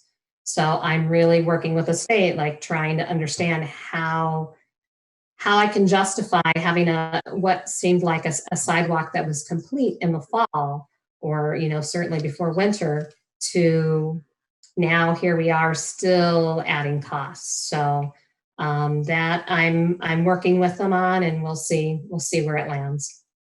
So am I understanding correctly that the physical work is done, but the paperwork, it just seems to keep on rolling along? So the physical work is done, with the exception, there's some things with 1111 permit, which is the access permit for the state. Anything in the state right away, they have control. So there's certain normal spring cleanup things that needed to be corrected. So they're going to be working to do that. There were some pieces that we were able to help with just to get this done. So I've got our utilities guys are going to do a certain area that's near the Commerce Street intersection, some of the work that they wanted done. So hopefully this will be resolved relatively soon so that we can completely close this out. So my next question is, the Governor Scott today lifted some restrictions, and I wasn't really clear, except when he said, all those of you who are 65 and older, you got to stay home. Yeah. So those restrictions today really don't impact us, or certainly don't impact those of us at Town Hall. Okay. Those were more tied into outdoor recreation. And they haven't really, given us guidance as far as municipalities and recreation departments, how that's going to completely look like to us. It gave the green light to an extent to golf courses and for towns that have tennis courts and things like that, where people can go to there and recreate. They can't have organized physical contact sports there.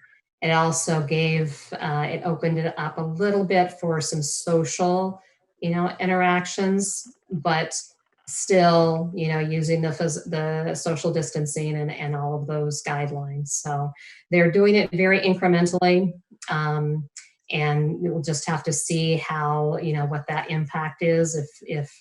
If they aren't seeing more growth of the virus or spread of the virus, then they'll continue to make those slight incremental changes. Okay, thank you. Mm-hmm. All right. Any other questions to Renee or the town administrator report?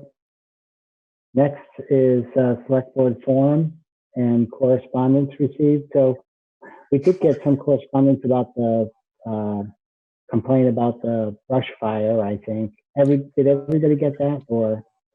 I think it was just you and me and Renee. Okay. That was I think someone, it was resolved. Yeah. Someone complained about brush fire next to the town hall at a home there, and I guess it was smoldering and going through Green Street, and but it's out now, and they did get a permit. That's what it looked like. They got their burn permit to do it. So typically we don't see too many fires like that in town, in the village. So we also got something, I think it was a letter from somebody who was upset that the big development that BlackRock is continuing on Zoom. And I thought they had some good issues, that it's not as easy for people to participate, some people, as walking to town hall and sitting in the audience there. So I don't know if we want to take that up. It seems like something that's pretty valid to me. You know, I think there is some validity to it. There's also some validity to people saying, I can't get to the town hall, but now they can participate, you know, and be in person on a Zoom call. I think, you know, in the end, it is a big development, but I encouraged the DRB to move forward, you know, using remote technology. And when I read those complaints, I read complaints about that we shouldn't have large developments in Hinesburg, and that I read that in there too. And if you look at our town plan, which goes through an approval process, we're following through with the town plan. And because it's in the town plan doesn't mean it happens. But I think, you know, delaying until this could go for a year. So before public meetings could happen, or a year and a half. So I think with the lack of another suitable method, you know, this remote meeting is how all business is getting done right now. And to not do it, I think, is also a hardship. So That's true, but don't disregard that the complaint didn't just talk about not wanting to have a big development in Hinesburg, but that there were certain people, if they didn't have good internet access, were not able to participate. You can participate with a phone. Yeah. It's not ideal. It's, you know, you're right. I mean, it's not ideal for everybody. I agree. I don't know what the alternative is. The alternative would be to stop meeting and stop doing town business.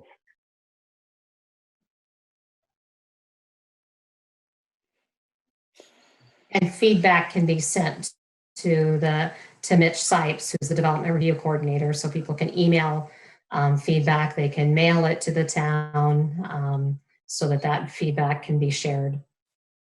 Yeah, that's a good point. That way everybody has an opportunity to participate in some way. Yeah, I don't know. What are the other board members thinking about? I mean, I don't think you can really kind of stop everything at this point when there is the ability to have Zoom meetings. I mean, I think, you know, for a long time now, people have asked, is there any way to participate in DRB meetings, board meetings, so forth and so on remotely? And I think the past couple months have proven that there actually is an easy way to participate remotely for at least a majority of individuals in Hinesburg.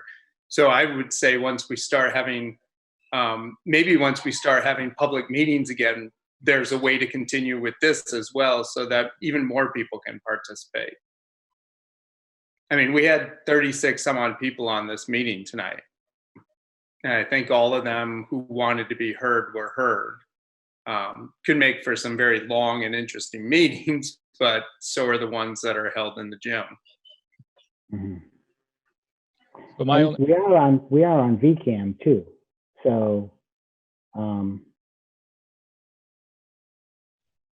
so yeah, my only comment is I've heard the same, you know, from neighbors or people, you know, not that I'm walking around, but you know, through email and things like that. So I guess my only thing is are we sure, can we make sure that the members, like for example, this meeting tonight, I don't know about you, but I've got two monitors going, one with, you know what I mean? Are they set up to work in that way? You know, the DRB board, I mean, are they set up to where they can work in a successful way between watching slides, listening to viewers, and reviewing documents? I mean, I guess you could print them out, but. I've been on the last two DRB meetings, and it seems to be going all right, but that's a good question. I think they were a little reluctant to do it, but I think they were thinking it was going to end quickly, you know, and so let's just delay the meetings a little bit. But we certainly could, you know, I think each chair, and I should have done the same thing, reach out and say, is everybody okay with this? Do you have, you know, good internet, and is it working okay for you? So. Yeah, because I agree that the public, you know, you could alternatively, to your point, I can't make it to town hall, and this is the way the world is working today. So it's, for me, it's a matter of, can we effectively continue to do the business, is my point. I don't see why not, but Just from the education perspective, we have a large segment of our population who just cannot access the curriculum because they don't have the requisite bandwidth. So I understand that perspective. I also wonder, what's the feedback from the DRB? Are they feeling similar pains? That's a good question. I don't know. Other than watching it, it seems like it's going okay, you know, similar to ours. But that, you know, I think we can reach out, and I'm happy to do that to Mitch and to Alex and Dennis, and say, is it working okay? So it's a good question. I know they're not last night's meeting, but the meeting before that, that was the first time where they tried to do that a larger application, you know, in this virtual format. And they really did feel, even though they were concerned about it prior to that meeting, I think they broke it up into just more focused conversations for each meeting. And what I understand was the feedback afterwards, that everybody felt like, wow, that really did go okay. And so I think they were more willing to continue this and give it a try. I haven't the update from after last night, but I would assume it would be the same. I think that's the same kind of feeling we're having in education, is that this is all new and we have no choice, and we make mistakes every day and learn from it and improve our process. So I guess that's just kind of where everybody's at this point. Yeah. Absolutely. But it's a good point. Thank you, Mary Lee. Any more correspondence? I think that might have been it, other than we did get some information about what we discussed today, the herbicide. So the select board forum, does the select board members have any information or tidbits to share?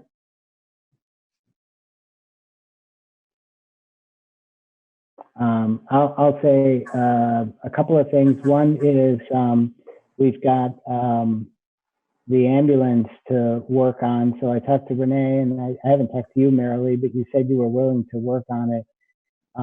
Thinking maybe the three of us could have a Zoom meeting and look at putting together an RFP, you know, a one-time RFP for the three organizations, and bring that to the select board to make a choice, pick a choice for coverage. We have Richmond, Charlotte have, you know, said they were interested and willing to do that. And now St. Mike's also is still willing to continue coverage. So we can, you know, compare their proposals and make a decision for the next year for ambulance coverage. I'm confused because I understood St. Mike's agreed to extend their coverage until November because they knew we were going to have a townwide vote then. And I thought the townwide vote was going to be on whether we would have our own ambulance service or not. So I don't understand what you're proposing. I'm proposing that St. Mike's has given us a proposal for coverage for 6 months. And so I think we have to make a decision. Is that what we want? Or do we want to also ask Richmond, who has already given us a proposal, but to give us a proposal, and Charlotte, and then we look at all three and make a decision, which one? I'm not sure, just because it's St. Mike's and they throw their hat in the ring, that's necessarily the one. I'd like to know the benefits and minuses against all of them. Because after November, we may be continuing to contract. Right. So you're talking 6 months, you're talking about July, August, September, October, November. This would be from, I think it would be from July to July. Okay, well, what did you mean then when you said 6 months? St. Mike's is offering 6 months? Right. So it's 5 months, right? July, August, September, October, November. Anyway, or 4 months. It's certainly something to talk about. I just would want to be careful, very careful, to look at what we offered the town and what was voted on at town meeting, and that we follow that. Right. So what was voted on for town meeting is we were going to contract ambulance service, and we have money to do that. And we were going to put a bond vote, not a bond vote, a warned vote out there as a decision whether the town does ambulance service or we continue to contract it out. Right. So my brain isn't working that well at this time of night. St. Mike's might be one of the contracts. I understand that. There are things in what you're saying that just don't fit with me, because if we would set up a contract from July 1st until the November vote, that makes sense. But in November, we had told the townspeople they would have the opportunity to make this decision. So if we, before that, contract for 6 months or a year, I'm not in favor of that. That is, to me, that I'm is. going to guess, Marilee, I'm going to guess if we have a vote in November, the next day, the ambulance service for Hinesburg will not be ready. Right. So therefore we contract, my suggestion is we contract for a year in November. If we were to decide, if the town decides they want to vote an ambulance service, then the town has until next July to get it ready. Yeah, I think Al actually acknowledged the fact that it was going to take them some time to ramp up and get going, and there would be an opportunity to do some actual training with whoever was providing service as well. It's absolutely true. I just want to make sure that we are very careful that the townspeople recognize that we are following what they agreed to, and we're not kind of sabotaging what that vote was about. That will get us into a lot of trouble. I think they agreed to give us $95,000 to contract ambulance service. And they also agreed that we would have a vote to see if in the future we want to have our own ambulance service. Yes, I agree with that. I'm just saying I want us to be very careful on making sure that the town understands this. Because there are many people in the town who think that in November, we're going to have a vote and the next day we're going to have our own ambulance service. So that's not the case, but I think that that is a perception.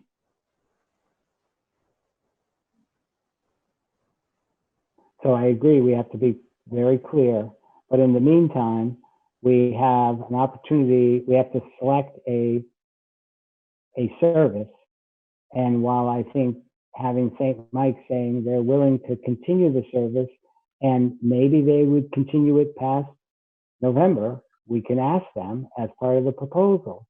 and we can ask, and if in fact their cost is the least cost, then, you know, that's a feather in their cap, I suppose. But at the same time, if we end up doing a long-term contract and the town decides not to have their own ambulance service, then trying out another contractor might also be a good thing to do. Right, and it's not just the cost. St. Mike's might have the lowest cost, but they definitely will not have the shortest time. So yeah, it's definitely worth looking into, definitely worth talking about.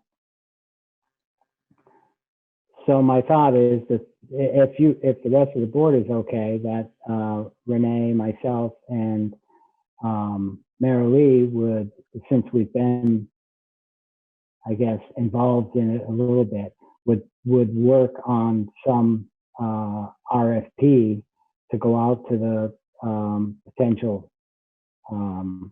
contractors and try to, you know, do one last shot. And certainly whatever draft we come up with, we would share it and get lots of input to make sure it's reasonable and covers everything, like, you know, not only costs, but, you know, who's on the end, you know, what their ambulance service consists of as far as their levels of medical support and, you know, all those sort of things. Yep. So we have an understanding. Okay. Next item I have is we are having a green up day, but it's going to be a virtual green up day in some ways. It's May 30th, and we always encourage people to green up for an entire week before. It might even be a slightly longer time, but we won't have a community meal, and we won't all go to the town hall to get our green up bags at the same time. So we're working on, you know, what the processes will be. I've asked Aaron to look at helping us with the website a little bit, and he agreed he would do that. And we're looking for a mapping, a way to be able to map as people sign up for sections of roads, that we can visually see that. It's typically done with a very large map at town hall, and that's just not going to work this year. So anyways, it's good that green up will happen, and I expect we'll have a lot of participation like every year. We just won't all get together at the same time to celebrate it. Who was helping with the mapping, Aaron? No, I talked to him about it. He was just looking at the Charlotte website and you know, how we can tie it into the town website. Are you interested in helping with the mapping, Jeff? Yeah, I'll help Aaron with that. Okay, I've got one other person who volunteered too to help a little bit, and I'm not trying to make like the world's best website, but it would be good that people would go and see information, and then this mapping is like the challenge. So if somebody could, like, you know, ideally drop a pin here and drop a pin here and put their name there and say, I'm going to do this section, then people can look at the town and say what sections are done and what sections still need to be done. So anyways, thanks. I'll definitely contact you on that. Anything else from Select Board Forum? Next is review minutes from April 15th. So I'll make a motion to approve the minutes with any amendments we have. I'll second. All right, thanks.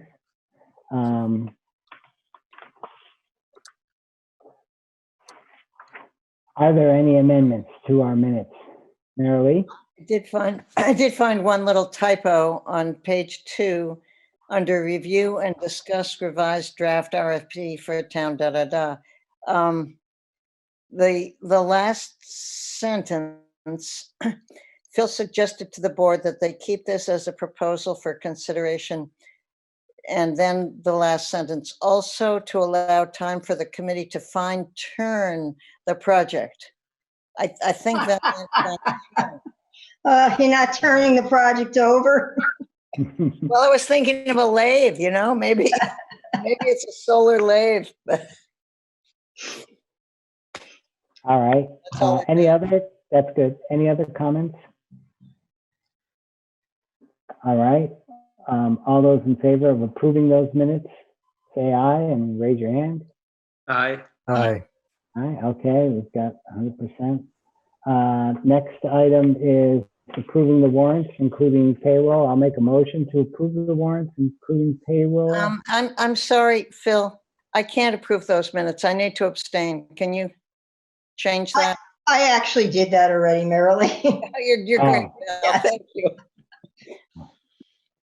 Okay, so it's. I'll second your motion. Okay, so it was the minutes were 4, and 1 abstained because you weren't part of the meeting. That's right. And then you just seconded the motion for approving the warrants, including payroll. Yes. Mike? All right. Any comments? So Marilee and I have been doing it, but we're doing it virtually. So we get it, sent to us and then we respond appropriately. So all those in favor of approving the warrants, including payroll, say aye. Aye. Aye. All right. Thank you. We have no reason to go into executive session. So I think that's it. I want to say I appreciate everybody, coming tonight and working through all the issues associated with this virus, the ups and downs, mental ups and downs that at least I know I go through sometimes about this. I guess, thanks. So with that, is there a motion to adjourn?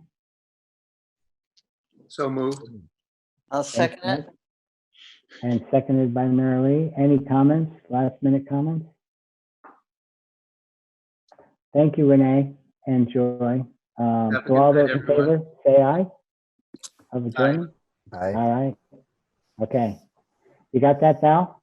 I got it. All right. Thanks, everybody. George had nothing to say. George had nothing to add. No, he's very curious about this whole process. I can tell you that. But he pretty much keeps to himself. Okay, good night, all. Have a good night.